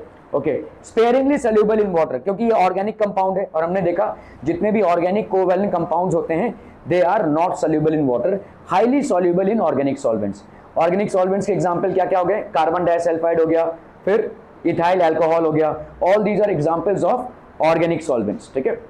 Chemical properties of CH4, methane is highly inflammable, बहुत ज्यादा इनफ्लेमेबल है, फट से मतलब अब थोड़ा सा भी अगर चिंगारी लगी तो पूरा ब्लास्ट हो जाएगा, ठीक है। Very highly inflammable, it burns by reacting with oxygen to give a bluish flame. Bluish flame आपका रिलीज, जैसे आपके घर के चूल्हों में से एक ब्लूइश फ्लेम निकलता है वैसा फ्लेम होगा इसका, ठीक है। जिस भी चूल्हे का भाई साहब ब्लू फ्लेम होगा मतलब वो एक्सीलेंट फ्यूल है, मतलब वो पूरा का पूरा बर्न आउट हो रहा है। जिसका येलो फ्लेम होता है वो पूरा बर्न आउट नहीं होता है। जैसे मोमबत्ती जो होती है, मोमबत्ती का फ्लेम अगर आप देखोगे तो येलो है, वो पूरा बर्न आउट नहीं हो रहा है। जहां पे भी आपको ब्लूइश फ्लेम मिल रहा है ना, वो मतलब पूरा बर्न, वो जो फ्यूल है वो पूरा बर्न आउट हो रहा है, 100% बर्न आउट हो रहा है, ठीक है। सो रिएक्शन भाई साहब मीथेन प्लस ऑक्सीजन क्या बना रहा है आपका, carbon dioxide plus water plus a large amount of heat is generated, और इस हीट को आप यूज कर सकते हैं, ठीक है, खाना बनाने में, इलेक्ट्रिसिटी जनरेट करने में, ठीक है, बहुत सारी चीजों में आप यूज कर सकते हैं। Chlorination of methane, the reaction occurs at the temperature of 250 to 400 degree centigrade in the presence of ultraviolet light। तो अल्ट्रावायलेट लाइट के प्रेजेंस में भाई साहब मीथेन और क्लोरीन में ये रिएक्शन हो रहा है, मिथाइल क्लोराइड और हाइड्रोजन क्लोराइड फॉर्म हो रहा है, ठीक है। It is forming methyl chloride and hydrogen chloride. Are we clear on this one people, ठीक है। यूजेस ऑफ CH4 मीथेन का क्या क्या यूजेस हैं, फैब्रिक मिल्स, पेपर मिल्स, ठीक है, पेपर मिल्स में पेपर बनाने में यूज होता है, फैब्रिक मिल्स में मतलब गारमेंट की फैक्ट्री में, फूड प्रोसेसिंग इंडस्ट्री में यूज होता है, पेट्रोल के प्यूरिफिकेशन में ये यूज होता है, ठीक है। डोमेस्टिक फ्यूल, ज्यादा करके घरों में, आपके गांव खेड़ों में मीथेन गैस, गोबर गैस यूज होता है। वो गैस सिलेंडर्स उनको खरीदने की जरूरत ही नहीं है, वो घर में ही उसको बना सकते हैं, ठीक है। इतना ज्यादा गोबर कचरा जमा होता है, कचरा मतलब ये जो आपके क्रॉप्स हैं, ठीक है, सब्जी के छिलके हैं, ठीक है, ये सारी चीजों को भाई साहब आप डाल दीजिए, मीथेन गैस अपने आप बन जाएगा। The proportion of carbon dioxide release in the combustion of methane is small. तो सबसे बड़ी बात यह है कि मीथेन जब बर्न होता है तो कम कार्बन डाइऑक्साइड रिलीज होता है एज एन अदर फ्यूल्स, ठीक है। हर फ्यूल के बर्न होने से कार्बन डाइऑक्साइड एटमॉस्फेयर में रिलीज होगा, लेकिन मीथेन एक ऐसा फ्यूल है जिसकी बहुत कम मात्रा में कार्बन डाइऑक्साइड रिलीज होगी एटमॉस्फेयर में, ठीक है। Use for production of organic compounds, ethanol, methyl chloride, acetylene etcetera. Biogas plant है देखो, ठीक है। Mixture tank, slurry of cattle dung, गोबर, ठीक है। और इसमें भाई साहब जो भी आपका घर का डोमेस्टिक कचरा है, जैसे आपका आप एनिमल ह्यूमन एक्सक्रीटा को इसमें भी डाल सकते हैं, और प्लस और क्या मतलब घर के छिलके, सब्जी के छिलके, फल के छिलके, ठीक है, ये सब इसमें डाला जा सकता है। इसको कवर करके रखते हैं हम, ठीक है। और डंग एंड वाटर मिक्सचर, यहाँ पे भाई साहब डंग मतलब गोबर और मिक्सचर रहता है, ठीक है। और यहाँ पे अपने आप से भाई साहब क्या बनने लगता है, दिस इज बेसिकली गैस। इसको आप खोलेंगे तो गैस निकलेगा, यहाँ से मीथेन गैस निकलेगा, और उसको आप यूज कर सकते हैं। ये ओवरफ्लो टैंक है, जब बहुत ज्यादा भर जाएगा तो इधर से ओवरफ्लो होने लगेगा। स्पेंट स्लरी, स्लरी है भाई साहब ये, अभी इसको फिर से आप घुमा के इसमें डाल सकते हैं, ठीक है भाई साहब। एक टाइम पे तो ओवरफ्लो होगा ही ना, तो ये ओवरफ्लो का स्टेज इधर आ जाएगा, ठीक है। और अंडरग्राउंड डाइजेस्टर टैंक, ये भाई साहब अंडरग्राउंड डाइजेस्टर टैंक होता है, ठीक है। ऐसा नहीं कि खेत का बहुत बड़ा एरिया ये लेगा। एनिमल डंग, ड्राई लीव्स, ये सारे डाल सकते हैं आप। वेट गार्बेज, गीला कचरा, आपके घर में जितना भी गीला कचरा सब डाल सकते हैं। Etcetera get decompose by anaerobic microbes, इसके अंदर होते हैं भाई साहब माइक्रोब्स। माइक्रोब्स मतलब ऑर्गेनिजम्स जिनको ऑक्सीजन नहीं लगता है, the ones which do not need an oxygen. इसीलिए देखो हमने इसको कवर रखा है, इसको ऑक्सीजन नहीं लगता है इस रिएक्शन में। This produces biogas. Biogas contains 55 to 60% methane and rest is mainly carbon dioxide. Biogas production of biogas is an anaerobic process. Now what do you mean by anaerobic process people? हम ठीक है, anaerobic मतलब क्या होता है भाई साहब? anaerobic मतलब होता है ऑक्सीजन इज नॉट रिक्वायर्ड। यहां पे भाई साहब ऑक्सीजन की कोई रिक्वायरमेंट नहीं है, क्योंकि आपके जो माइक्रो ऑर्गेनिजम्स हैं यहाँ पे, ठीक है। यहाँ पे जो माइक्रो ऑर्गेनिजम्स इस चीज को अंजाम दे रहे हैं, दे आर अनएरोबिक, ठीक है। उनको जिंदा रहने के लिए भी ऑक्सीजन की जरूरत नहीं है, तो इस पूरे प्रोसेस में ऑक्सीजन की जरूरत नहीं है। जो माइक्रो ऑर्गेनिजम्स इसको कन्वर्ट कर रहे हैं, जो कीटाणु इसको कन्वर्ट कर रहे हैं, उनको ऑक्सीजन की जरूरत नहीं है, ठीक है। इसीलिए ऐसा बोला जा रहा है कि जिन प्लैनेट्स में ऑक्सीजन नहीं है लेकिन मीथेन है, ऐसे बहुत सारे प्लैनेट्स हैं जहां पे ऑक्सीजन नहीं है लेकिन मीथेन है। हम बोलते हैं जहां पे ऑक्सीजन नहीं है वहां पे लाइफ नहीं एग्जिस्ट कर सकता, लेकिन इसमें तो लाइफ एग्जिस्ट कर रहा है ना, माइक्रो ऑर्गेनिजम्स तो एग्जिस्ट कर रहे हैं। ये ऐसे माइक्रो ऑर्गेनिजम्स हैं जो अनएरोबिक है नेचर में। तो क्या ऐसे प्लैनेट्स जहां पे सिर्फ मीथेन का एनवायरनमेंट हो वहां पे लाइफ की पॉसिबिलिटी है? यस है, ठीक है।